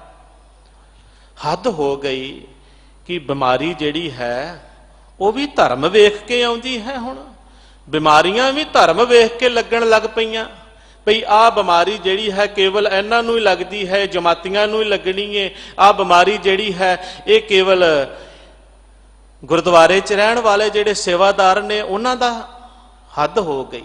ਆ ਮੀਡੀਆ ਤੇ ਕੁਛ ਲੋਕ ਜਿਹੜੇ ਨੇ, ਫਿਰਕੂ ਸੋਚ ਵਾਲੇ ਲੋਕ ਜਿਹੜੇ ਨੇ, ਇਹ ਕਿਸ ਪਾਸੇ ਨੂੰ ਟੁਰੇ ਜਾਂਦੇ ਨੇ। ਮੈਂ ਤੇ ਸਮਝਦਾ ਕਿ ਜਿੱਥੇ ਇਹ ਭਿਆਨਕ ਬਿਮਾਰੀ ਹੈ ਨਾ ਅੱਜ ਦੇ ਯੁੱਗ ਦੇ ਵਿੱਚ, ਇਸ ਨਾਲੋਂ ਵੀ ਵੱਡੀ ਭਿਆਨਕ ਬਿਮਾਰੀ ਜਿਹੜੀ ਹੈ ਇਹ ਫਿਰਕਾ ਪ੍ਰਸਤੀ ਦੀ ਬਿਮਾਰੀ ਹੈ। ਇਹ ਫਿਰਕਾ ਪ੍ਰਸਤੀ ਦੀ ਬਿਮਾਰੀ ਜਿਹੜੀ ਹੈ ਨਾ, ਮਾਨਵਤਾ ਦੇ ਗਲੋਂ ਲੱਥ ਜਾਵੇ ਤੇ ਹਰ ਬੰਦਾ ਜਿਹੜਾ ਹੈ ਦੂਜੇ ਬੰਦੇ ਨੂੰ, ਭਾਵੇਂ ਹਿੰਦੂ ਹੋਵੇ, ਭਾਵੇਂ ਮੁਸਲਮਾਨ ਹੋਵੇ ਤੇ ਭਾਵੇਂ ਈਸਾਈ ਹੋਵੇ, ਜਿਹੜਾ ਮਰਜ਼ੀ ਹੋਵੇ, ਆਪਣਾ ਭਰਾ ਸਮਝੇ। ਪਾਤਸ਼ਾਹ ਨੇ ਤੇ ਕਿਹਾ ਵੀ ਇਹ ਸਾਰਾ ਤੇਰਾ ਪਰਿਵਾਰ ਹੈ। ਇਹ ਵਿਸ ਸੰਸਾਰ ਤੁਮ ਦੇਖਤੇ ਹਰ ਕਾ ਰੂਪ ਹੈ, ਹਰ ਰੂਪ ਨਦਰੀ ਆਇਆ। ਇਹ ਸਾਰਾ ਸੰਸਾਰ ਵਾਹਿਗੁਰੂ ਦਾ ਰੂਪ ਨਜ਼ਰ ਆ ਜਾਵੇ, ਫਿਰ ਸਭ ਗੋਬਿੰਦ ਹੈ, ਸਭ ਗੋਬਿੰਦ ਹੈ, ਗੋਬਿੰਦ ਬਿਨ ਨਹੀਂ ਕੋਈ। ਉਹ ਕਹਿੰਦੇ ਨੇ ਪਾਤਸ਼ਾਹ ਕਿ ਜਿਹੜੇ ਇਸ ਗੱਲ ਨੂੰ ਸਮਝ ਲੈਂਦੇ ਨੇ ਤੇ ਉਹ ਫਿਰ ਹਰੇਕ ਦੇ ਵਿੱਚ ਰੱਬੀ ਰੂਪ ਹੀ ਦੇਖਦੇ ਨੇ। ਗੁਰੂ ਘਰਾਂ ਦੇ ਵਿੱਚ ਰਹਿਣ ਵਾਲਿਆਂ ਸੇਵਾਦਾਰਾਂ ਨੂੰ, ਸੇਵਕਾਂ ਨੂੰ, ਪ੍ਰਬੰਧਕਾਂ ਨੂੰ ਹਰ ਮਨੁੱਖ ਹਿੰਦੂ ਦੇ ਵਿੱਚ ਹਿੰਦੂ ਨਜ਼ਰ ਨਹੀਂ ਆਉਂਦਾ, ਮੁਸਲਮਾਨ ਵਿੱਚ ਮੁਸਲਮਾਨ ਨਜ਼ਰ ਨਹੀਂ ਆਉਂਦਾ, ਕੇਵਲ ਰੱਬ ਹੀ ਨਜ਼ਰ ਆਉਂਦਾ ਹੈ। ਇਹ ਮੀਡੀਆ ਵਾਲਿਆਂ ਨੂੰ ਪਤਾ ਨਹੀਂ ਕਿੱਥੋਂ ਇਹ ਸ਼ਬਦ ਜਿਹੜੇ ਨੇ ਇਹ ਦਿਸ ਪੈਂਦੇ ਹਨ ਕਿ ਇਹ ਬਿਮਾਰੀ ਜਿੱਦਾਂ ਕਿਸੇ ਗੁਰੂ ਘਰ ਦੇ ਵਿੱਚੋਂ ਜਿਹੜਾ ਹੈ, ਇਹ ਗੁਰੂ ਘਰਾਂ ਨੂੰ ਬਦਨਾਮ ਕਰਨ ਦੀਆਂ ਸਾਜ਼ਿਸ਼ਾਂ ਜਿਹੜੀਆਂ ਨੇ ਉਹਨਾਂ ਨੂੰ ਬਾਝ ਆਉਣਾ ਚਾਹੀਦਾ ਹੈ। ਉਹਨਾਂ ਲੋਕਾਂ ਨੂੰ ਜਿਹੜੇ ਇਹ ਸੋਚ ਰੱਖਦੇ ਹਨ, ਇਹ ਕਿਸ ਤਰ੍ਹਾਂ ਦੀ ਸੋਚ ਹੈ, ਕਿਸ ਤਰ੍ਹਾਂ ਦਾ ਇਹ ਬਾਦਸ਼ਾਹ ਨੇ ਬਚਨ ਕਹੇ ਸਨ, ਨਾਨਕ ਦੁਨੀਆ ਕੈਸੀ ਹੋਈ, ਸਾਲਕ ਮਿੱਤਰ ਨ ਰਹਿਓ ਕੋਈ, ਭਾਈ ਬੰਦੀ ਹੇਤ ਚੁਕਾਇਆ, ਦੁਨੀਆ ਕਾਰਨ ਦੀਨ ਗਵਾਇਆ। ਮੈਂ ਸਮਝਦਾ ਹਾਂ ਕਿ ਇਹੋ ਜਿਹੇ ਲੋਕ ਆਪਣਾ ਦੀਨ ਗਵਾਉਣ ਦੇ ਉੱਪਰ ਤੁੱਲੇ ਹੋਏ ਨੇ। ਜਿਸ ਸਮੇਂ ਦੇ ਵਿੱਚ ਇੱਕ ਡਾਕਟਰ ਨਾ, ਜਿਹੜੇ ਸਿਆਣੇ ਡਾਕਟਰ ਨੇ, ਉਹ ਕਹਿੰਦੇ ਨੇ ਜਦੋਂ ਕੋਈ ਬਿਮਾਰ ਹੋਵੇ ਨਾ ਤੇ ਉਸ ਨੂੰ ਸਹਾਨੂਭੂਤੀ ਦੇਣੀ ਚਾਹੀਦੀ ਹੈ। ਕਿਸੇ ਬਿਮਾਰ ਬੰਦੇ ਨੂੰ ਉਸ ਦਾ ਹੌਸਲਾ ਵਧਾਉਣਾ ਚਾਹੀਦਾ ਹੈ, ਬਈ ਨਹੀਂ ਬਈ ਤੂੰ ਹੌਸਲਾ ਰੱਖ, ਤੇਰੇ ਤੇ ਪ੍ਰਮਾਤਮਾ ਕਿਰਪਾ ਕਰੇਗਾ, ਤੂੰ ਲੜ ਸਕਦਾ ਹੈ, ਤੂੰ ਖਤਮ ਕਰ ਸਕਦਾ ਹੈ। ਸਹਾਨੂਭੂਤੀ ਵਧਾਉਣ ਦੀ ਥਾਂ ਦੇ ਉੱਪਰ, ਹੌਸਲਾ ਵਧਾਉਣ ਦੀ ਥਾਂ ਦੇ ਉੱਪਰ ਜਿਨ੍ਹਾਂ ਲੋਕਾਂ ਨੂੰ ਕੋਈ ਇਹੋ ਜੀ, ਇਹ ਤੇ ਮਾਲਕ ਦੀ ਰਜ਼ਾ ਭਾਣਾ ਹੈ ਜੀ, ਕੋਈ ਪਤਾ ਨਹੀਂ ਹੈ ਕਿਹਨੂੰ ਕਿੱਥੇ ਬਿਮਾਰੀ ਹੋ ਜਾਵੇ, ਪੈ ਜਾਵੇ, ਕਿੱਥੇ ਕੀ ਹੋ ਜਾਵੇ। ਕਿਆ ਜਾਣਾ ਕਿ ਮਰੇਂਗੇ ਕੈਸਾ ਮਰਨਾ ਹੋਏ, ਇਸ ਦੀ ਜ਼ਿੰਦਗੀ ਦਾ ਪਤਾ ਹੀ ਨਹੀਂ ਹੈ, ਜ਼ਿੰਦਗੀ ਦੇ ਕਿਸ ਪੜਾਅ ਦੇ ਉੱਪਰ ਕਿੱਥੇ ਕੀ ਹੋ ਜਾਣਾ ਹੈ। ਮਤਾ ਕਰੇ ਪੱਛਮ ਕੇ ਤਾਈ ਪੂਰਬ ਹੀ ਲੈ ਜਾਤ। ਮਹਾਰਾਜ ਕਹਿੰਦੇ ਨੇ ਬੰਦਾ ਸੋਚਦਾ, ਮਤਾ ਕਰਦਾ ਹੈ ਘਰੋਂ ਵੀ ਮੈਂ ਪੱਛਮ ਵੱਲ ਨੂੰ ਜਾਣਾ ਹੈ, ਪੱਛਮ ਵੱਲ ਨੂੰ ਜਾਣ ਦਾ ਸੋਚ ਕੇ ਮਤਾ ਪਕਾਉਂਦਾ ਹੈ, ਪਰ ਉਹਦੇ ਪੈਰ ਜਿਹੜੇ ਨੇ ਖੁਦ ਬਖੁਦ ਜਿਹੜੇ ਨੇ ਉਹ ਪੂਰਬ ਵੱਲ ਨੂੰ ਚੱਲ ਪੈਂਦੇ ਨੇ। ਮਤਾ ਕਰੈ ਪੱਛਮ ਕੈ ਤਾਈ ਪੂਰਬ ਹੀ ਲੈ ਜਾਤ। ਪਾਤਸ਼ਾਹ ਕਹਿੰਦੇ ਨੇ ਜੋ ਅਨਰੂਪਿਓ ਠਾਕੁਰ ਮੇਰੇ ਹੋਏ ਰਹੀ ਸਾ ਬਾਤ। ਗੱਲ ਉਹ ਹੁੰਦੀ ਹੈ ਜਿਹੜੀ ਉਸ ਮਾਲਕ ਨੇ ਤੈਅ ਕੀਤੀ ਹੋਈ ਹੁੰਦੀ ਹੈ, ਇਹ ਤੇ ਪਤਾ ਹੀ ਕਿਸੇ ਨੂੰ ਨਹੀਂ। ਅਸੀਂ ਇਹ ਕਹਿੰਦੇ ਹਾਂ, ਡਾਕਟਰ ਆਖਦੇ ਹਨ ਕਿ ਉਹਦਾ ਹੌਸਲਾ ਵਧਾਉਣਾ ਚਾਹੀਦਾ ਹੈ ਉਹਨਾਂ ਲੋਕਾਂ ਨੂੰ ਜਿਨ੍ਹਾਂ ਲੋਕਾਂ ਦੇ ਉੱਪਰ ਇਹ ਪੀੜਾ ਹੋਵੇ, ਜੋ ਲੋਕ ਬਿਮਾਰ ਹੋਣ। ਤੇ ਇਹ ਕਿਹੜੀ ਕਿਸਮ ਦੇ ਲੋਕ ਨੇ ਜਿਹੜੇ ਉਹਨਾਂ ਦੇ ਹੌਸਲੇ ਤੋੜਨ ਵਾਸਤੇ ਤੁਰੇ ਫਿਰਦੇ ਨੇ, ਜਿਹੜੇ ਧਾਰਮਿਕ ਭਾਵਨਾ ਜਿਹੜੀਆਂ ਨੇ ਗਿਣੀ ਮਿਸ਼ੀ ਸਾਜ਼ਿਸ਼ ਦੇ ਤਹਿਤ ਜਿਹੜੀ ਉਹਨਾਂ ਦੀਆਂ ਭਾਵਨਾਵਾਂ ਜਿਹੜੀਆਂ ਨੇ, ਸਾਡੀਆਂ ਭਾਵਨਾ ਜਿਹੜੀਆਂ ਨੇ, ਉਹਨਾਂ ਨੂੰ ਕੁਰੇਦਣ ਦੇ ਉੱਪਰ ਲੱਗੇ ਹੋਏ ਨੇ। ਅਸੀਂ ਆਪਣਾ ਸਾਰਾ ਕੁਝ ਘਰ ਘਾਟ ਜਿਹੜਾ ਹੈ ਉਹ ਮਾਨਵਤਾ ਦੇ ਉੱਪਰ ਲਗਾਇਆ ਹੋਇਆ ਹੈ। ਆ ਗੁਰੂ ਘਰਾਂ ਦੇ ਵਿੱਚ ਦੇਖੋ, ਸ਼ਾਇਦ ਹੋ ਸਕਦਾ ਹੈ, ਮੈਂ ਇਹ ਗੱਲ ਦਾਅਵੇ ਨਾਲ ਆਖਦਾ ਹਾਂ ਕਿ ਸਾਡੇ ਕੋਲ ਕੋਈ ਬਹੁਤੇ ਐਡੇ ਵੱਡੇ ਖਜ਼ਾਨੇ ਨਹੀਂ ਕਿ ਅਸੀਂ ਆਪਣੇ 2-3 ਹਜ਼ਾਰ ਜਿਹੜਾ ਸਟਾਫ ਹੈ ਗੁਰੂ ਘਰ ਦਾ, ਉਹਨਾਂ ਨੂੰ ਵੀ ਟਾਈਮ ਸਿਰ ਜਿਹੜੀਆਂ ਤਨਖਾਹਾਂ ਜਿਹੜੀਆਂ ਨੇ ਦਿੱਤੀਆਂ ਜਾ ਸਕਣ। ਲੇਕਿਨ ਉਹਦੇ ਬਾਵਜੂਦ ਵੀ ਇਹ ਭਾਵਨਾ ਰੱਖ ਕਰਕੇ, ਉਸ ਫਲਸਫੇ ਨੂੰ ਮੁੱਖ ਰੱਖ ਕਰਕੇ, ਉਸ ਗੁਰੂ ਨਾਨਕ ਦੇਵ ਸੱਚੇ ਪਾਤਸ਼ਾਹ ਉਸ ਮਾਨਵਤਾ ਦੀ ਸਾਂਭ ਸੰਭਾਲ ਦੇ ਫਲਸਫੇ ਨੂੰ, ਮਨੁੱਖਤਾ ਦੀ ਸੇਵਾ ਨੂੰ ਮੁੱਖ ਰੱਖ ਕਰਕੇ ਆਪਣਾ ਸਾਰਾ ਕੁਝ ਦਾਅ ਤੇ ਲਾ ਕਰਕੇ ਲੱਖ ਲੱਖ ਬੰਦੇ ਦਾ ਜਿਹੜਾ ਲੰਗਰ ਭੋਜਨ ਜਿਹੜਾ ਹੈ ਉਹ ਪਹੁੰਚਾਇਆ ਜਾ ਰਿਹਾ ਹੈ। ਤੇ ਉਹਦੇ ਬਾਵਜੂਦ ਵੀ ਕੁਝ ਲੋਕ ਜਿਹੜੇ ਨੇ ਇਹ ਇਸ ਤਰ੍ਹਾਂ ਦੀਆਂ ਗੱਲਾਂ ਜਿਹੜੀਆਂ ਨੇ ਕਰ ਕਰਕੇ ਉਹਨਾਂ ਅਸਥਾਨਾਂ ਨੂੰ, ਉਹਨਾਂ ਸੇਵਾ ਦੇ ਸੋਮਿਆਂ ਨੂੰ ਬਦਨਾਮ ਕਰਨ ਦਾ ਯਤਨ ਕਰ ਰਹੇ ਹੋਣ। ਉਹਨਾਂ ਨੂੰ ਸ਼ਰਮ ਆਉਣੀ ਚਾਹੀਦੀ ਹੈ, ਉਹਨਾਂ ਲੋਕਾਂ ਨੂੰ ਜਿਹੜੇ ਇਸ ਤਰ੍ਹਾਂ ਦੀ ਫਿਰਕਾ ਪ੍ਰਸਤੀ ਵਾਲੀ ਸੋਚ ਲੈ ਕਰਕੇ ਚੱਲਦੇ ਨੇ। ਮੇਰੇ ਪਾਤਸ਼ਾਹ ਨੇ ਸਾਨੂੰ ਸਿਖਾਇਆ ਕਿ ਉਸ ਬੰਦੇ ਦਾ ਹੌਸਲਾ ਵਧਾ ਜਿਹੜਾ ਬੰਦਾ ਕਿਸੇ ਮੁਸੀਬਤ ਦੇ ਵਿੱਚ ਹੈ, ਦੁੱਖ ਦੇ ਵਿੱਚ ਹੈ, ਉਹਦਾ ਦਾਰੂ ਬਣ ਜਾ। ਉਹਦੇ ਵਾਸਤੇ ਆਪਣਾ ਆਪ ਅਸੀਂ ਪੜ੍ਹਦੇ ਹਾਂ ਇਤਿਹਾਸ। ਅੱਜ ਦੇਖਿਆ, ਅੱਜ ਦੇ ਯੁੱਗ ਦੇ ਵਿੱਚ, ਮੈਂ ਕੱਲ ਕਿਸੇ ਨੇ ਮੈਨੂੰ ਦੱਸਿਆ, ਮੇਰੇ ਨਿਕਟ ਵਾਲੇ ਬੰਦੇ ਨੇ, ਕਿ ਇਦਾਂ ਦਾ ਸਮਾਂ ਆ ਗਿਆ, ਕੋਈ ਪਿਤਾ ਆਪਣੀ ਬੇਟੀ ਦੇ ਘਰ ਗਿਆ, ਪਿਤਾ ਆਪਣੀ ਬੇਟੀ ਦੇ ਘਰ ਸਮਾਨ ਲੈ ਕੇ ਗਿਆ, ਬਾਹਰ ਦੀ ਗੱਲ ਹੈ, ਮੈਂ ਨਾਮ ਨਹੀਂ ਲੈਣਾ। ਖੈਰ, ਇੱਕ ਉਦਾਹਰਣ ਦੇ ਤੌਰ ਦੇ ਉੱਪਰ ਮੈਂ ਬੇਨਤੀ ਕਰਾਂ। ਵੈਸੇ ਸਾਡੇ ਆਲੇ ਦੁਆਲੇ ਐਸਾ ਕੁਝ ਬਹੁਤ ਘਟ ਰਿਹਾ ਹੈ ਜਿੱਥੇ ਮਨੁੱਖੀ ਕਦਰਾਂ ਕੀਮਤਾਂ ਜਿਹੜੀਆਂ ਨੇ ਉਹ ਖਤਮ ਹੁੰਦੀਆਂ ਨਜ਼ਰ ਆਉਂਦੀਆਂ ਨੇ।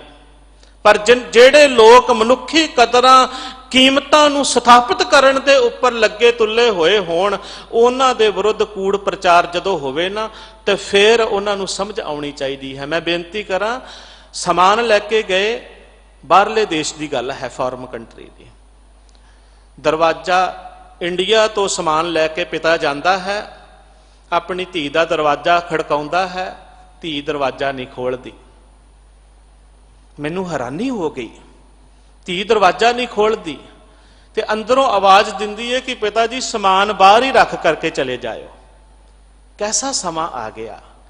ਪਰ ਇੱਕ ਪਾਸੇ ਅਸੀਂ ਉਹ ਦੇਖਦੇ ਹਾਂ ਜਿੱਥੇ ਬਿਨਾਂ ਪਰਵਾਹ ਕੀਤਿਆਂ ਵੀ ਮੈਨੂੰ ਵੀ ਇਸ ਗੱਲ ਦਾ ਖਤਰਾ ਹੈ, ਇਹ ਜਿਹੜੀ ਛੂਣ ਦੀ, ਸੰਕਰਮਣ ਦੀ, ਇਹ ਛੂਤ ਦੀ ਜਿਹੜੀ ਬਿਮਾਰੀ ਹੈ, ਜਿਹਦੇ ਕਣ ਹਵਾ ਦੇ ਵਿੱਚ ਵੀ ਨੇ, ਔਰ ਜਿੱਥੇ ਜਿੱਥੇ ਕੋਈ ਹੱਥ ਛੂੰਹਦਾ ਲਗਾਉਂਦਾ ਹੈ, ਉਸ ਤੋਂ ਗ੍ਰਸਿਤ ਬੰਦਾ ਜਿਹੜਾ ਹੈ, ਉਹ ਉਸ ਨੂੰ ਛੂਹ ਕਰਕੇ ਜਿਹੜਾ ਹੈ ਉਹ ਬਿਮਾਰ ਹੋ ਸਕਦਾ ਹੈ। ਬਿਨਾਂ ਇਸ ਗੱਲ ਦੀ ਪਰਵਾਹ ਕੀਤਿਆਂ ਹੋਇਆਂ ਸੇਵਾ ਦੇ ਕਰਮ ਖੇਤਰ ਦੇ ਵਿੱਚ ਉਹ ਜਿਹੜੇ ਯੋਧੇ ਜਿਹੜੇ ਲੱਗੇ ਹੋਏ ਹਨ, ਗੁਰੂ ਨਾਨਕ ਦੇ ਘਰ ਦੇ ਵਲੰਟੀਅਰ, ਮੈਨੂੰ ਅੱਜ ਯਾਦ ਆਉਂਦਾ ਹੈ ਪਾਤਸ਼ਾਹ ਜੀ ਨੇ ਜਦੋਂ ਖਾਲਸਾ ਪੰਥ ਦੀ ਸਾਜਨਾ ਕੀਤੀ, ਕਲਗੀਆਂ ਵਾਲੇ ਪਾਤਸ਼ਾਹ ਜੀ ਨੇ, ਤੇ ਆਖਿਆ ਸੀ ਖਾਲਸਾ ਅਕਾਲ ਪੁਰਖ ਕੀ ਫੌਜ, ਇਹ ਅਕਾਲ ਪੁਰਖ ਦੀ ਫੌਜ ਹੈ ਖਾਲਸਾ।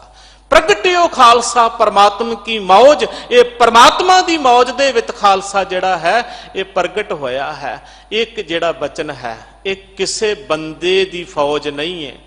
ਮਤਾ ਕੋਈ ਆਖੇ, ਸ਼ਾਇਦ ਕੋਈ, ਮੈਂ ਕਹਿੰਦਾ ਕਿ ਕਿਸੇ ਸੁਸਾਇਟੀ ਨੂੰ ਵੀ ਇਹ ਹੱਕ ਨਹੀਂ ਹੈ ਕਿ ਉਹ ਆਖੇ ਮੇਰੇ ਵਲੰਟੀਅਰ ਨੇ। ਉਹੀ ਅੰਮ੍ਰਿਤਧਾਰੀ ਸਿੱਖ ਜਿਹੜਾ ਹੈ, ਅੰਮ੍ਰਿਤਧਾਰੀ ਗੁਰੂ ਕਾ ਸਿੱਖ ਸੇਵਾ ਦੇ ਖੇਤਰ ਦੇ ਵਿੱਚ, ਸੇਵਾ ਦੇ ਮੈਦਾਨ ਦੇ ਵਿੱਚ ਜਿਹੜਾ ਡਟਿਆ ਹੋਇਆ ਹੈ, ਲੱਗਿਆ ਹੋਇਆ ਹੈ, ਉਹਨੂੰ ਕੋਈ ਇਹ ਦਾਅਵਾ ਕਰੇ ਇਹ ਮੇਰੀ ਜਮਾਤ ਦਾ ਹੈ, ਇਹ ਮੇਰੀ ਸੁਸਾਇਟੀ ਦਾ ਹੈ, ਇਹ ਮੇਰੇ ਜਿਹੜੀ ਹੈ ਉਹ ਬਣਾਈ ਹੋਈ ਸੰਸਥਾ ਦਾ ਹੈ, ਨਹੀਂ। ਖਾਲਸਾ ਅਕਾਲ ਪੁਰਖ ਕੀ ਫੌਜ, ਪ੍ਰਗਟਿਓ ਖਾਲਸਾ ਪਰਮਾਤਮ ਕੀ ਮੌਜ। ਇਹਨੂੰ ਸਾਜਣ ਲੱਗਿਆਂ ਹੀ ਪਾਤਸ਼ਾਹ ਜੀ ਨੇ ਐਲਾਨ ਕਰ ਦਿੱਤਾ ਸੀ ਕਿ ਇਹ ਖਾਲਸਾ ਫੌਜ ਜਿਹੜੀ ਹੈ ਇਹ ਅਕਾਲ ਪੁਰਖ ਦੀ ਫੌਜ ਹੈ, ਇਹ ਪਰਮਾਤਮਾ ਦੀ ਫੌਜ ਦੀ ਹੈ, ਇਹ ਪਰਮਾਤਮਾ ਦੇ ਬੰਦਿਆਂ ਦੀ, ਪ੍ਰਭੂ ਦੇ ਸਵਰੂਪ ਬੰਦਿਆਂ ਦੀ ਸੇਵਾ ਦੇ ਵਿੱਚ ਲੱਗਣ ਵਾਲੀ ਹੈ। ਇਹਦਾ ਜਿਹੜਾ ਖੇਤਰ ਹੈ ਬੜਾ ਵੱਡਾ ਖੇਤਰ ਹੈ। ਇਹ ਫੌਜ ਜਿਹੜੀ ਹੈ, ਜਿੱਥੇ ਕੋਈ ਭੁੱਖਾ ਹੁੰਦਾ ਹੈ ਉਹਨੂੰ ਰੋਟੀ ਦੇਣ ਤੁਰ ਪੈਂਦੀ ਹੈ, ਜਿੱਥੇ ਕੋਈ ਭੀੜਾ ਦੇ ਵਿੱਚ ਹੁੰਦਾ ਹੈ, ਜਿੱਥੇ ਕਿਸੇ ਦੇ ਉੱਪਰ ਕੋਈ ਸੰਕਟ ਹੁੰਦਾ ਹੈ, ਜਿਸੇ ਕਿਸੇ ਧੀ ਭੈਣ ਦੇ ਉੱਪਰ ਹੱਥ ਪਾਉਣ ਲੱਗਦਾ ਹੈ, ਇਹ ਫੌਜ ਉੱਥੇ ਤੁਰ ਪੈਂਦੀ ਹੈ। ਵੇਖੋ ਨਾ, ਫੌਜ ਦੇ ਹੀ ਕੰਮ ਨੇ ਨਾ। ਫੌਜ ਨੂੰ ਜਿੱਥੇ ਮਰਜ਼ੀ ਲਗਾ ਲਓ, ਬਾਰਡਰਾਂ ਦੇ ਉੱਪਰ ਫੌਜਾਂ ਜਿਹੜੀਆਂ ਨੇ ਉਹ ਰੱਖਿਆ ਕਰਦੀਆਂ ਨੇ, ਪਰ ਜਦੋਂ ਇਹੋ ਜਿਹਾ ਸਮਾਂ ਆ ਜਾਂਦਾ ਹੈ ਜਦੋਂ ਦੇਸ਼ ਦੇ ਉੱਪਰ ਫੌਜ ਉਦੋਂ ਵੀ ਕੰਮ ਕਰਦੀ ਹੈ। ਪਰ ਇਹ ਅਕਾਲ ਪੁਰਖ ਦੀ ਫੌਜ ਜਿਹੜੀ ਹੈ, ਪਰਮਾਤਮਾ ਦੀ ਫੌਜ ਜਿਹੜੀ ਹੈ, ਇਹਦਾ ਖੇਤਰ ਬਹੁਤ ਵੱਡਾ ਹੈ। ਇਹ ਹਰ ਥਾਂ ਦੇ ਉੱਪਰ ਪਹੁੰਚ ਜਾਂਦੀ ਹੈ। ਇਹ ਸੀਰੀਆ ਵਰਗੀਆਂ ਥਾਵਾਂ ਦੇ ਵਿੱਚ, ਭਿਆਨਕ ਤੋਂ ਭਿਆਨਕ ਥਾਵਾਂ ਦੇ ਵਿੱਚ ਪਹੁੰਚ ਜਾਂਦੀ ਹੈ, ਜਿੱਥੇ ਵੀ ਮਨੁੱਖਤਾ ਜਿਹੜੀ ਹੈ ਉਹ ਦੁਖੀ, ਦੁੱਖ, ਬਿਮਾਰੀ ਜਾਂ ਪੀੜਾ ਦੇ ਨਾਲ ਗ੍ਰਸਤ ਹੁੰਦੀ ਹੈ। ਮਨੁੱਖਤਾ, ਇਹ ਫੌਜ ਮਨੁੱਖਤਾ ਦੀ ਸੰਭਾਲ ਵਾਸਤੇ ਪੈਦਾ ਕੀਤੀ ਹੈ, ਅਕਾਲ ਪੁਰਖ ਕੀ ਫੌਜ ਹੈ। ਇਸ ਕਰਕੇ ਅਕਾਲ ਪੁਰਖ ਕੀ ਫੌਜ ਕਿਹਾ ਹੈ। ਇਹ ਸੱਚੇ ਪਾਤਸ਼ਾਹ ਨੇ ਸਾਡੇ ਉੱਪਰ ਕਿਰਪਾ ਕੀਤੀ ਹੈ। ਅਸੀਂ ਕੋਟਾਨ ਕੋਟ ਸ਼ੁਕਰਾਨਾ ਕਰੀਏ, ਧੰਨਵਾਦ ਕਰੀਏ ਕਿ ਇਹ ਸਾਡੇ ਉੱਪਰ, ਸਾਨੂੰ ਇਹ ਸੇਵਾ ਦਿੱਤੀ ਹੈ, ਵਾਹਿਗੁਰੂ ਨੇ ਭਾਵਨਾ ਦਿੱਤੀ ਹੈ, ਤੇ ਉਹਨਾਂ ਭਾਵਨਾਵਾਂ ਦਾ ਸਨਮਾਨ ਕੋਈ ਕਰੇ ਨਾ ਕਰੇ, ਪਰ ਜਿਵੇਂ ਮਹਾਰਾਜ ਨੇ ਬਾਣੀ ਚ ਕਿਹਾ ਹੈ ਨਾ ਕਿ ਸੰਤਨ ਅਵਰ ਨਾ ਕਾਹੂ ਮਾਨੀ, ਬੇਪਰਵਾਹ ਸਦਾ ਰੰਗ ਹਰ ਕੇ, ਜਾਂ ਕੋ ਪਾਕ ਸੁਆਮੀ। ਜੀ ਦਾ ਪਾਕ ਸੁਆਮੀ ਹੈ ਉਹ ਬੇਪਰਵਾਹ ਹੋ ਕਰਕੇ ਚੱਲਦਾ ਹੈ। ਉਹ ਇਹ ਨਹੀਂ ਪਰਵਾਹ ਕਰਦਾ, ਮਾਣ ਇੱਜ਼ਤ ਦਾ ਖਿਆਲ ਕਰਦਾ ਕਿ ਮੇਰੀ ਕੋਈ ਇੱਜ਼ਤ ਕਰੇ ਤੇ ਤਾਂ ਹੀ ਮੈਂ ਕੋਈ ਦਾਨ ਕਰਾਂ, ਮੈਂ ਕੋਈ ਸੇਵਾ ਕਰਾਂ, ਮੈਂ ਕੋਈ ਪਰਉਪਕਾਰ ਕਰਾਂ, ਮੇਰੀ ਲੋਕ ਇੱਜ਼ਤ ਕਰਨਗੇ। ਨਹੀਂ ਨਹੀਂ, ਬਿਨਾਂ ਇੱਜ਼ਤ ਜਾਂ ਬੇਇੱਜ਼ਤੀ ਦੀ ਪਰਵਾਹ ਕੀਤਿਆਂ।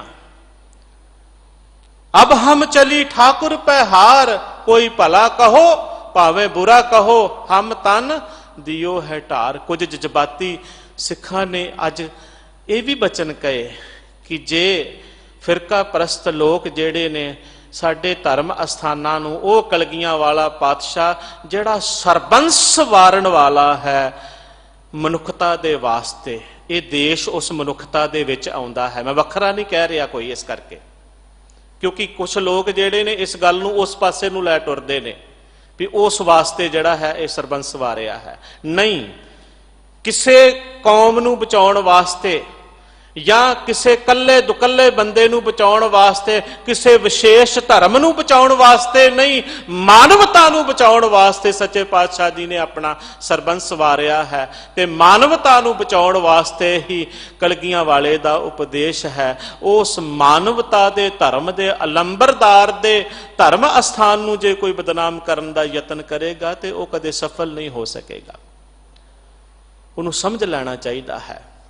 ਬੜੀਆਂ ਵੱਡੀਆਂ ਉਸ ਕਲਗੀਧਰ ਪਿਤਾ ਦੀਆਂ ਤੁਹਾਡੇ ਉੱਪਰ ਜਿਹੜੀਆਂ ਨੇ ਉਹ ਬੜੇ ਪਰ ਉਪਕਾਰ ਨੇ, ਉਸ ਪਾਤਸ਼ਾਹ ਜੀ ਦੇ ਬਹੁਤ ਵੱਡੇ ਪਰ ਉਪਕਾਰ ਨੇ। ਨਾ ਕਹੂੰ ਅਬ ਕੀ ਨਾ ਕਹੂੰ ਤਬ ਕੀ, ਹੋਤੇ ਨਾ ਗੁਰੂ ਗੋਬਿੰਦ ਸਿੰਘ तो सुन्नत होती सबकी शाये जाती, एकता अनेकता विलाए जाती, होबती कुचीलता कुतेबन कुरान की, धर्म तसक जाते पाप परपक जाते। ऐसा समा हुंदा। भाई संतोख सिंह कहते ने कि इदां दियां गल्लां हो जाणियां सन जे होते ना गुरु गोबिंद सिंह, जे गुरु गोबिंद सिंह सच्चे पातशाह जी ना हुंदे। मूरत ना होती जोपै करुणा निधान दी, जे तरस दे घर कलगियां वाले दी मूरत ना हुंदी, जे वो पातशाह ना हुंदे सी अज देश दा रूप ही कुछ होर होना चाहिदा है। उन्हां लोकां नूं समझ लैना चाहिदा है जिहड़े ऐसियां खतावां करन वाले हन। मैं बेनती कर रहा सी, ये फलसफा पातशाह ने सानू दिता है दीन दुनिया दे दीन दुखियां दी सेवा करन दा, उन्हां नूं संभालण दा, नीवियां नूं संभालण दा। भाई कन्हैया जी उत्थे आनंदपुरां दी धरती दे उपर भी, उत्थे युद्ध दे विच भी पानी जिहड़ा है, जल जिहड़ा है वो हरेक नूं पिला रहे ने, उत्थे भी वितकरा नहीं करते। सिख दे मूँह च भी पा रहे ने ते जेड़ा लड़न वास्ते आया है सिख दे नाल ओहदे मूँह दे विच भी पा रहे ने, क्योंकि ये फलसफा है इस तरह का। सो मैं बेनती कर रहा सी कि ये फलसफा पातशाह जी ने सानू दिता है। असी गुरबाणी पढ़ांगे विचारांगे तां ही सानू इस गल दी समझ आवेगी। शब्द दे पहली पंक्ति जिहड़ी है उहदे विच पहला अखर है भगत। हुण भगत ते अर्ध विश्राम लावांगे ते अगली पंक्ति जिहड़ी है असी अखर जिहड़े ने इकट्ठे पढ़ांगे ते आपे समझ आ जाएगी। भगत भगतन हूं बन आई। पातशाह कहंदे ने भगत, भगत दे तत्ते नूं सियारी जी दा मतलब है भगती। जदों औंकड़ होवेगा ओदा मतलब एक वचन पुलिंग भगत, ते जदों तत्ता मुक्ता होवेगा उत्थे मतलब होएगा बहुवचन प्लूरल, बहुतियां वास्ते। भगत भगतन हूं बन आई। महाराज कहते ने भगती जिहड़ी है ना, भगतन हूं बन आई, भगतां नूं ही फब्बी है। बन आई दा मतलब फब्बना। भगती जिहड़ी है भगतां नूं ही फब आउंदी है। भगत जिहड़े ने उन्हां दा की काम है? भगती करनी, सेवा करनी, सिमरन करना, पर उपकार करना। ब्रह्म ज्ञानी पर उपकार उमाहा। दिल्ली कमेटी का काम ही भगती है, श्रोमणी कमेटी का काम ही भगती है। ये सेवावां, ये संस्थावां जिहड़ियां ने इन्हां दा काम ही भगती है। ये भगती है गरीबां दी संभाल करनी, भुखे दे मूँह दे विच भोजन देना, जिहदे कोल कपड़ा नहीं उहदे तन नूं कजना। जिवें गुरु तेग बहादुर सच्चे पातशाह जी ने छोटी जी उम्र दे विच ही बाबा गुरदित्ता जी दे ब्याह कारज दे उपर एक नंगे बच्चे नूं वेख के अपना बस्तर, कीमती बस्तर ला करके उहदे नंगेज नूं ढक दिता। और इस हिंदुस्तान दी नंगेज नूं जदों धर्म धार्मिक तौर पर नंगिया किया हुकूमत ने, ते सच्चे पातशाह ने अपने शरीर की चादर बना करके इस हिंदुस्तान दे नंगे धर्म नूं जिहड़ा सी ढक दिता। निर्गुण राख लिया संतन का सदका, सतगुरु ढाक लिया मोहे पापी पड़दा। भगतां दा काम की है? ਭਗਤੀ ਕਰਨੀ, ਪਰ ਉਪਕਾਰ ਕਰਨਾ, ਭਲਾ ਕਰਨਾ, ਦੂਸਰਿਆਂ ਦੇ ਪ੍ਰਤੀ ਚੰਗੀ ਸੋਚ ਰੱਖਣੀ। ਭਗਤੀ ਦਾ ਮਤਲਬ ਸੈਲਫਿਸ਼ ਹੋਣਾ ਨਹੀਂ ਹੈ। ਬਹੁਤ ਸਾਰੇ ਐਸੇ ਬੰਦੇ ਜਿਹੜੇ ਨੇ ਆਪਣੇ ਆਪ ਨੂੰ ਭਗਤ ਕਹਿੰਦੇ ਨੇ, ਉਹ ਕੇਵਲ ਆਪਣੇ ਆਪ ਵੱਲ ਹੀ ਦੇਖਦੇ ਨੇ।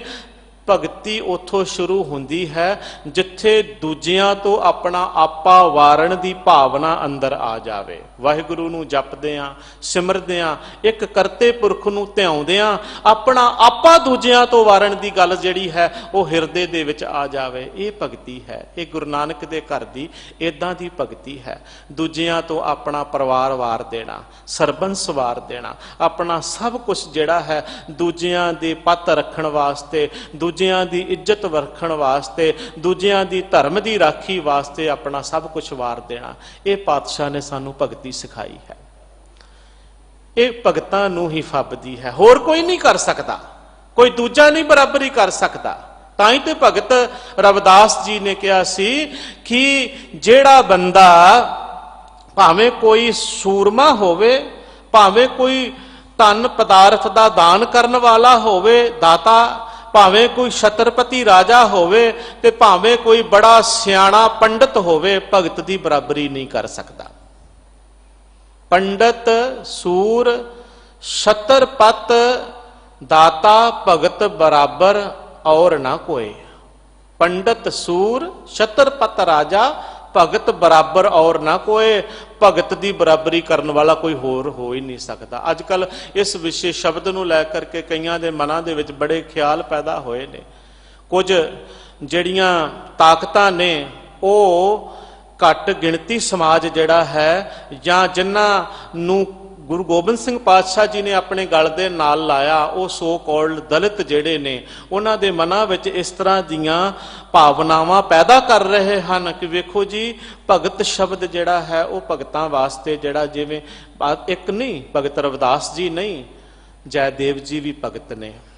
ਭਗਤ ਧੰਨਾ ਜੀ ਪਿਛਲੇ ਦਿਨੀ ਉਹਨਾਂ ਦਾ ਜਨਮ ਦਿਨ ਜਿਹੜਾ ਹੈ ਪ੍ਰਕਾਸ਼ ਦਿਵਸ ਮਨਾਇਆ ਗਿਆ ਹੈ। ਅੱਜ ਤੱਕ ਕਿਸੇ ਨੇ ਨਹੀਂ ਆਖਿਆ ਕਿ ਉਹਨਾਂ ਨੂੰ ਭਗਤ ਕਿਉਂ ਕਿਹਾ ਜਾਂਦਾ ਹੈ। ਭਗਤ ਧੰਨਾ ਜੀ ਨੂੰ ਹੁਣ ਤੱਕ ਭਗਤ ਕਹਿੰਦੇ ਹਾਂ। ਕਿਸੇ ਨੇ ਨਹੀਂ ਕਿਹਾ ਭਗਤ ਧੰਨਾ ਨੂੰ ਭਗਤ ਜੀ ਕਿਉਂ ਕਹਿੰਦੇ, ਸਤਿਗੁਰੂ ਕਿਉਂ ਨਹੀਂ ਕਹਿੰਦੇ। ਇਹ ਗੱਲਾਂ ਕੇਵਲ ਜਾਣ ਬੁੱਝ ਕੇ ਉਹਨਾਂ ਦੇ ਮਨਾਂ ਵਿੱਚ ਪਾਈਆਂ ਗਈਆਂ ਨੇ, ਜਿਨ੍ਹਾਂ ਦੇ ਤੋਂ ਸਾਡਾ ਤੋੜ ਵਿਛੋੜਾ ਕੁਝ ਤਾਕਤਾਂ ਕਰਨੀਆਂ ਚਾਹੁੰਦੀਆਂ ਨੇ।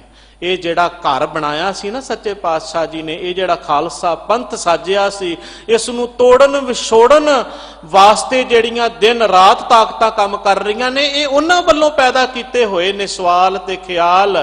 ਗੁਰੂ ਨਾਨਕ ਦੇ ਘਰ ਦੇ ਜਿਹੜਾ ਅੱਖਰ ਭਗਤ ਹੈ ਨਾ, ਇਹ ਬੜਾ ਵੱਡਾ ਹੈ। ਕਹਿੰਦੇ ਕੋਈ ਬਰਾਬਰੀ ਨਹੀਂ ਕਰ ਸਕਦਾ, ਭਗਤ ਬਰਾਬਰ ਔਰ ਨਾ ਕੋਏ, ਕੋਈ ਦੂਜਾ ਨਹੀਂ ਕਰ ਸਕਦਾ। ਕਿਉਂਕਿ ਇਹ ਭਾਵਨਾ ਕੇਵਲ ਭਗਤੀ ਦੀ, ਸਿਮਰਨ ਦੀ, ਸੇਵਾ ਦੀ, ਪਰ ਉਪਕਾਰ ਦੀ, ਦੂਜਿਆਂ ਦਾ ਇੱਜ਼ਤ ਮਾਣ ਸਤਿਕਾਰ ਕਰਨ ਦੀ, ਭਲਾ ਕਰਨ ਦੀ, ਪੁਰਸ਼ਾਰਥ ਕਰਨ ਦੀ, ਕੇਵਲ ਭਗਤ ਦੇ ਮਨ ਦੇ ਵਿੱਚ ਹੀ ਹੁੰਦੀ ਹੈ।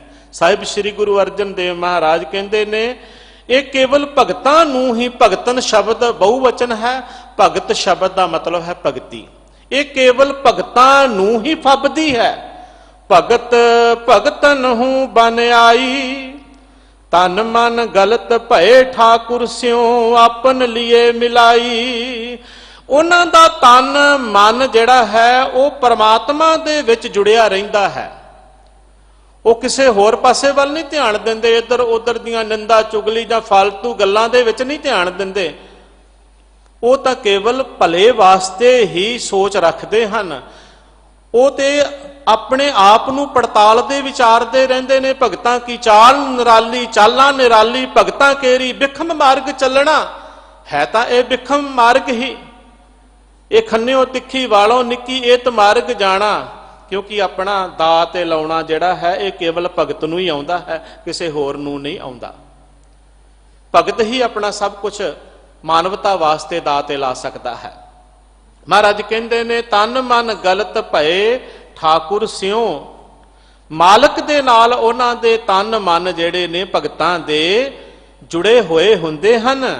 ਇਸ ਕਰਕੇ ਆਪਣ ਲਈਏ ਮਿਲਾਏ, ਵਾਹਿਗੁਰੂ ਜੀ ਉਹਨਾਂ ਨੂੰ ਆਪਣੇ ਨਾਲ ਮਿਲਾ ਲੈਂਦੇ ਹਨ। ਉਹ ਪ੍ਰਮਾਤਮਾ ਦਾ ਹੀ ਰੂਪ ਬਣ ਜਾਂਦੇ ਹਨ। ਜਿਵੇਂ ਭਗਤ ਕਬੀਰ ਜੀ ਕਹਿੰਦੇ ਨੇ, ਅਬ ਤੋ ਜਾਏ ਚੜੇ ਸਿੰਘਾਸਨ, ਮਿਲੇ ਹੈ ਸਾਰੰਗ ਪਾਨੀ, ਰਾਮ ਕਬੀਰਾ ਏਕ ਭਏ ਹੈ ਕੋਏ ਨਾ ਸਕੇ ਪਛਾਣੀ। ਕੋਈ ਪਛਾਣ ਨਹੀਂ ਸਕਦਾ ਉਹਨਾਂ ਨੂੰ। ਧੰਨ ਸਾਹਿਬ ਸ੍ਰੀ ਗੁਰੂ ਅਰਜਨ ਦੇਵ ਮਹਾਰਾਜ ਸ਼ਬਦ ਦੇ ਪਹਿਲੇ ਪਦੇ 'ਚ ਆਖਦੇ ਹਨ, ਗਾਵਨਹਾਰੀ ਗਾਵੇ ਗੀਤ, ਤੇ ਉਧਰੇ ਬਸੇ ਜਿਹ ਚੀਤ। ਗਾਵਨਹਾਰੀ ਦਾ ਮਤਲਬ ਹੈ ਦੁਨੀਆ। ਗਾਵਨਹਾਰੀ ਗਾਵੇ ਗੀਤ, ਦੁਨੀਆ ਦੇ ਲੋਕ ਜਿਹੜੇ ਨੇ, ਦੁਨੀਆ ਜਿਹੜੀ ਹੈ ਉਹ ਕੇਵਲ ਗੀਤ ਹੀ ਗਾਉਣਾ ਹੀ ਜਿਹੜਾ ਹੈ ਉਹਨੂੰ ਭਗਤੀ ਸਮਝਦੀ ਹੈ ਕਿ 2-4 ਅੱਖਰ ਜੋੜ ਕਰਕੇ ਕੋਈ ਗੀਤ ਬਣਾ ਕੇ ਗਾ ਲਿਆ, ਇਹ ਭਗਤੀ ਹੈ। ਕਹਿੰਦੇ ਨਹੀਂ, ਲੋਕ ਜਾਣੇ ਇਹ ਗੀਤ ਹੈ, ਇਹ ਤੋਂ ਬ੍ਰਹਮ ਵਿਚਾਰ। ਗਾਵਨਹਾਰੀ ਗਾਵੇ ਗੀਤ ਦਾ ਮਤਲਬ ਇਹ ਹੈ ਕੇਵਲ ਰਿਵਾਜੀ ਤੌਰ ਦੇ ਉੱਪਰ, ਰਿਵਾਜੀ ਤੌਰ ਦੇ ਉੱਪਰ। ਜਿਵੇਂ ਅਸੀਂ ਰਿਵਾਜੀ ਤੌਰ ਦੇ ਉੱਪਰ ਵਰਤ ਰੱਖ ਲਿਆ, ਕਿਸੇ ਨੇ ਕਿਸੇ ਧਰਮ ਅਸਥਾਨ ਤੇ ਰਿਵਾਜੀ ਤੌਰ ਤੇ ਚਲਾ ਗਿਆ, ਜਾਂ ਕੋਈ ਹੋਰ ਬਹੁਤੀਆਂ ਗੱਲਾਂ ਅਸੀਂ ਰਿਵਾਜੀ ਤੌਰ ਦੇ ਉੱਪਰ ਕਰਦੇ ਹਾਂ, ਜਿਹੜੀਆਂ ਦੂਜਿਆਂ ਨੂੰ ਦਿਖਾਉਣ ਵਾਸਤੇ ਹੁੰਦੀਆਂ ਨੇ। ਪਰ ਭਗਤੀ ਜਿਹੜੀ ਹੈ ਇਹ ਦਿਖਾਵੇ ਦਾ ਨਹੀਂ, ਇਹ ਕਰਨੀ ਦਾ ਕੰਮ ਹੁੰਦਾ ਹੈ। ਮਹਾਰਾਜ ਕਹਿੰਦੇ ਨੇ, ਤੇ ਉਧਰੇ ਬਸੇ ਜਿਹ ਚੀਤ, ਤੇ ਬਹੁਵਚਨ ਹੈ। ਉਹਨਾਂ ਦਾ ਉਧਾਰ ਹੁੰਦਾ ਹੈ ਜਿਨ੍ਹਾਂ ਦੇ ਚਿੱਤ ਦੇ ਵਿੱਚ ਵਾਹਿਗੁਰੂ ਵਸ ਜਾਂਦਾ ਹੈ। ਪਰਮਾਤਮਾ ਜਿਨ੍ਹਾਂ ਦੇ ਹਿਰਦੇ 'ਚ ਵਸ ਜਾਂਦਾ ਹੈ, ਉਹਨਾਂ ਦਾ ਉਧਾਰ ਹੋ ਜਾਂਦਾ ਹੈ, ਉਹਨਾਂ ਦੀ ਕਲਿਆਣ ਹੋ ਜਾਂਦੀ ਹੈ। ਅਨ ਪੇਖੇ ਬਿੰਜਨ ਪਰੋਸਨ ਹਾਰੇ, ਜਿਹ ਭੋਜਨ ਕੀਨੋ ਤੇ ਤ੍ਰਿਪਤਾਰੈ। ਇਸੇ ਸੰਦਰਭ ਦੇ ਵਿੱਚ ਪਾਤਸ਼ਾਹ ਦੂਜੀ ਪੰਕਤੀ ਕਹਿੰਦੇ ਨੇ ਕਿ ਇੱਕ ਬੰਦਾ ਹੈ, ਜਿਵੇਂ ਉਦਾਹਰਣ ਦਿੰਦੇ ਨੇ ਮਹਾਰਾਜ, ਕਹਿੰਦੇ ਨੇ ਪਰੋਸਨ ਹਾਰੇ ਦਾ ਮਤਲਬ ਵਰਤਾਉਣ ਵਾਲਾ, ਪ੍ਰਸ਼ਾਦ ਲੰਗਰ ਵਰਤਾਉਣ ਵਾਲਾ, ਦਾਲ ਪ੍ਰਸ਼ਾਦਾ ਜਾਂ ਕੁਛ ਵੀ, ਕੋਈ ਵੀ ਚੀਜ਼ ਵਰਤਾਉਣ ਵਾਲਾ, ਪਰੋਸਨ ਹਾਰੇ, ਪਰੋਸਨ ਵਾਲੇ ਨੂੰ ਕਹਿੰਦੇ ਨੇ। ਪੇਖੇ ਬਿੰਜਨ ਪਰੋਸਨ ਹਾਰੇ, ਕਹਿੰਦੇ ਇਸੇ ਤਰ੍ਹਾਂ ਹੀ ਦੁਨੀਆਦਾਰੀ ਦੀ ਗੱਲ ਹੈ। ਜਿਸ ਤਰ੍ਹਾਂ ਕੋਈ ਬਿੰਜਨ ਭੋਜਨ ਪਰੋਸਨ ਵਾਲਾ, ਵਰਤਾਉਣ ਵਾਲਾ ਭੋਜਨ ਨੂੰ ਦੇਖਦਾ ਤੇ ਹੈ ਪਰ ਆਪ ਨਹੀਂ ਖਾਂਦਾ, ਇਸੇ ਤਰ੍ਹਾਂ ਕਹਿੰਦੇ ਨੇ ਜਿਹ ਭੋਜਨ ਕੀਨੋ ਤੇ ਤ੍ਰਿਪਤਾਰੇ। ਜਿਹੜੇ ਭੋਜਨ ਕਰਦੇ ਨੇ ਕੇਵਲ ਵੇਖਦੇ ਨਹੀਂ, ਕਰਦੇ ਵੀ ਨੇ। ਜੇ ਕੋ ਪੁੰਚੈ, ਜੇ ਕੋ ਖਾਵੇ, ਮਾਫ ਕਰਨਾ, ਜੇ ਕੋ ਪੁੰਚੈ, ਜਿਹੜਾ ਖਾਵੇਗਾ ਪਹੁੰਚਾਵੇਗਾ ਉਹਦਾ ਹੀ ਉਧਾਰ ਹੋਵੇਗਾ। ਜੇ ਕੋ ਖਾਵੇ, ਜੇ ਕੋ ਪੁੰਚੇ, ਤਿਸਕਾ ਹੋਏ ਉਧਾਰੋ, ਉਹਦਾ ਉਧਾਰ ਹੋਵੇਗਾ, ਕਲਿਆਣ ਹੋਵੇਗੀ। ਜਿਹ ਭੋਜਨ ਕੀਨੋ ਤੇ ਤ੍ਰਿਪਤਾਰੇ, ਨਾਮ ਭੋਜਨ ਜਿਨ੍ਹਾਂ ਨੇ ਕੀਤਾ ਉਹ ਤ੍ਰਿਪਤ ਹੁੰਦੇ ਹਨ। ਅਨਕ ਸਵਾਂਗ ਕਾਛੇ ਭੇਖ ਧਾਰੀ, ਅਨੇਕਾਂ ਹੀ ਭੇਖ ਧਾਰੀ ਜਿਹੜੇ ਕੇਵਲ ਧਰਮ ਦਾ ਭੇਖ ਧਾਰਨ ਕਰਨ ਵਾਲੇ ਨੇ, ਸਵਾਂਗ ਰਚਦੇ ਹਨ, ਵਿਖਾਵਾ ਕਰਦੇ ਹਨ। ਜਿਵੇਂ ਇੱਕ ਭੇਖ ਧਾਰੀ ਸਵਾਂਗ ਰਚਦਾ ਹੈ, ਪਰ ਅਸਲੀਅਤ ਇਹ ਹੁੰਦੀ ਹੈ ਜੈਸੋ ਸਾ ਤੈਸੋ ਦ੍ਰਿਸ਼ਟਾਰੀ। ਜਦੋਂ ਉਹ ਸਵਾਂਗ ਉਤਾਰ ਕੇ ਰੱਖ ਦਿੰਦਾ ਹੈ ਤੇ ਜਿਹੋ ਜਿਹਾ ਉਹ ਅਸਲੀਅਤ ਦੇ ਵਿੱਚ ਹੁੰਦਾ ਹੈ ਉਹ ਹੀ ਸਾਹਮਣੇ ਆਉਂਦਾ ਹੈ। ਭਾਵ ਕਿ ਭਗਤੀ ਭੇਖ ਦਾ ਨਾਮ ਨਹੀਂ ਹੈ, ਕਰਨੀ ਦਾ ਨਾਮ ਹੈ। ਅਖੀਰਲੀ ਪੰਕਤੀ 'ਚ ਮਹਾਰਾਜ ਕਹਿੰਦੇ ਨੇ, ਕਹਿਨ ਕਹਾਵਨ ਸਗਲ ਜੰਜਾਰ, ਨਾਨਕ ਦਾਸ ਸੱਚ ਕਰਨੀ ਸਾਰ। ਕਹਿੰਦੇ ਨੇ ਕਈ ਬੰਦੇ ਜਿਹੜੇ ਨੇ ਉਹ ਕਹਿਨ ਕਹਾਵਨ ਦੇ ਵਿੱਚ ਲੱਗੇ ਰਹਿੰਦੇ ਨੇ, ਆਖਣ, ਕਿਸੇ ਨੂੰ ਕਹਿਣਾ ਤੇ ਦੂਜੇ ਕੋਲੋਂ ਕਹਾਵਨ, ਦੂਜੇ ਕੋਲੋਂ ਅਖਵਾਉਣਾ, ਕਹਿਣਾ ਤੇ ਅਖਵਾਉਣਾ। ਇਸੇ ਜੰਜਾਲ ਦੇ ਵਿੱਚ ਹੀ ਦੁਨੀਆਦਾਰੀ ਦੇ ਵਿੱਚ ਫਸੇ ਰਹਿੰਦੇ ਹਨ। ਨਾਨਕ ਦਾਸ ਸੱਚ ਕਰਨੀ ਸਾਰ, ਦਾਸ ਨਾਨਕ ਆਖਦਾ ਹੈ ਕਿ ਜਿਹੜੀ ਸੱਚ ਦੇ ਧਾਰਨੀ ਹੋ ਕਰਕੇ ਆਪਣਾ ਅਮਲੀ ਜੀਵਨ ਜਿਉਣਾ ਹੈ, ਇਹ ਹੀ ਸ੍ਰੇਸ਼ਟ ਕਰਨੀ ਹੈ। ਤੋ ਗੁਰੂ ਸਾਹਿਬ ਕਿਰਪਾ ਕਰਨ। ਮੈਂ ਬੇਨਤੀ ਕਰਾਂਗਾ ਜਿੱਥੇ ਜਿੱਥੇ ਵੀ ਕੋਈ ਮਾਈ ਭਾਈ ਹੈ ਉਹ ਇਸ ਸੇਵਾ ਦੇ ਵਿੱਚ ਜ਼ਰੂਰ ਯੋਗਦਾਨ ਪਾਵੇ। ਜਿਹੜੀਆਂ ਸੇਵਾਵਾਂ ਦਿੱਲੀ ਸਿੱਖ ਗੁਰਦੁਆਰਾ ਪ੍ਰਬੰਧਕ ਕਮੇਟੀ ਵੱਲੋਂ ਮਨੁੱਖਤਾ ਦੀਆਂ ਕੀਤੀਆਂ ਜਾ ਰਹੀਆਂ ਨੇ, ਸਿੰਘ ਸਾਹਿਬ ਜੀ ਰੋਜ਼ ਬੇਨਤੀ ਕਰਦੇ ਹਨ ਆਪ ਸੰਗਤਾਂ ਨੂੰ, ਤੁੱਛ ਜਿਹਾ ਕੋਈ ਇਹਨੂੰ ਮੇਰੇ ਤੋਂ ਕੋਈ ਬਹੁਤਾ ਨਾ ਸਮਝਿਆ ਜੇ। ਮੈਂ ਵੀ ਅੱਜ ਬੇਨਤੀ ਕਰਦਾ ਹਾਂ, ਭੇਟਾ ਹੈ ਮੇਰੀ ਸੱਚੇ ਪਾਤਸ਼ਾਹ ਜੀ ਦੇ ਦਰਬਾਰ, ਧੰਨ ਗੁਰੂ ਹਰਕ੍ਰਿਸ਼ਨ ਸਾਹਿਬ ਮਹਾਰਾਜ ਜੀ ਦੇ ਦਰਬਾਰ ਵਿੱਚ ਮੇਰੀ ਜਿਹੜੀ ਤਨਖਾਹ ਦਿੱਲੀ ਸਿੱਖ ਗੁਰਦੁਆਰਾ ਪ੍ਰਬੰਧਕ ਕਮੇਟੀ ਵੱਲੋਂ ਸੇਵਾ ਫਲ ਮਿਲਦਾ ਹੈ, ਉਹ ਸੇਵਾ ਫਲ ਤੇਰਾ ਤੁਝ ਕੋ ਸੌਂਪ ਕੇ ਕਿਆ ਲਾਗੇ ਮੇਰਾ। ਹੱਥ ਜੋੜ ਕੇ ਮੇਰੀ ਨਿਮਰਤਾ ਸਹਿਤ ਸਿੰਘ ਸਾਹਿਬ ਜੀ ਨੂੰ ਬੇਨਤੀ ਹੈ ਕਿ ਮੇਰੇ ਵੱਲੋਂ ਵੀ ਇਹ ਜਿਹੜੀ ਇੱਕ ਮਹੀਨੇ ਦੀ ਸੇਵਾ ਜਿਹੜੀ ਹੈ ਉਹ ਪ੍ਰਵਾਨ ਕਰਨ ਔਰ ਇਹ ਮੇਰੇ ਤੇ ਕਿਰਪਾ ਕਰਨ। ਸਤਿਗੁਰੂ ਚੜ੍ਹਦੀ ਕਲਾ ਬਖਸ਼ਿਸ਼ ਕਰਨ।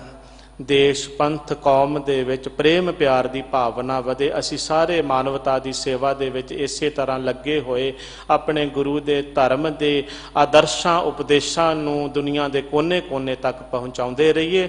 ਵਿਚਾਰਾਂ ਕਰਦਿਆਂ ਹੋਈਆਂ ਭੁੱਲਾਂ ਦੀ ਖਿਮਾ ਬਖਸ਼ਿਸ਼ ਕਰਨੀ। ਫਤਿਹ ਦੀ ਸਾਂਝ ਕਰੀਏ, ਗੱਜ ਕੇ ਬੁਲਾਓ। ਵਾਹਿਗੁਰੂ ਜੀ ਕਾ ਖਾਲਸਾ, ਵਾਹਿਗੁਰੂ ਜੀ ਕੀ ਫਤਿਹ।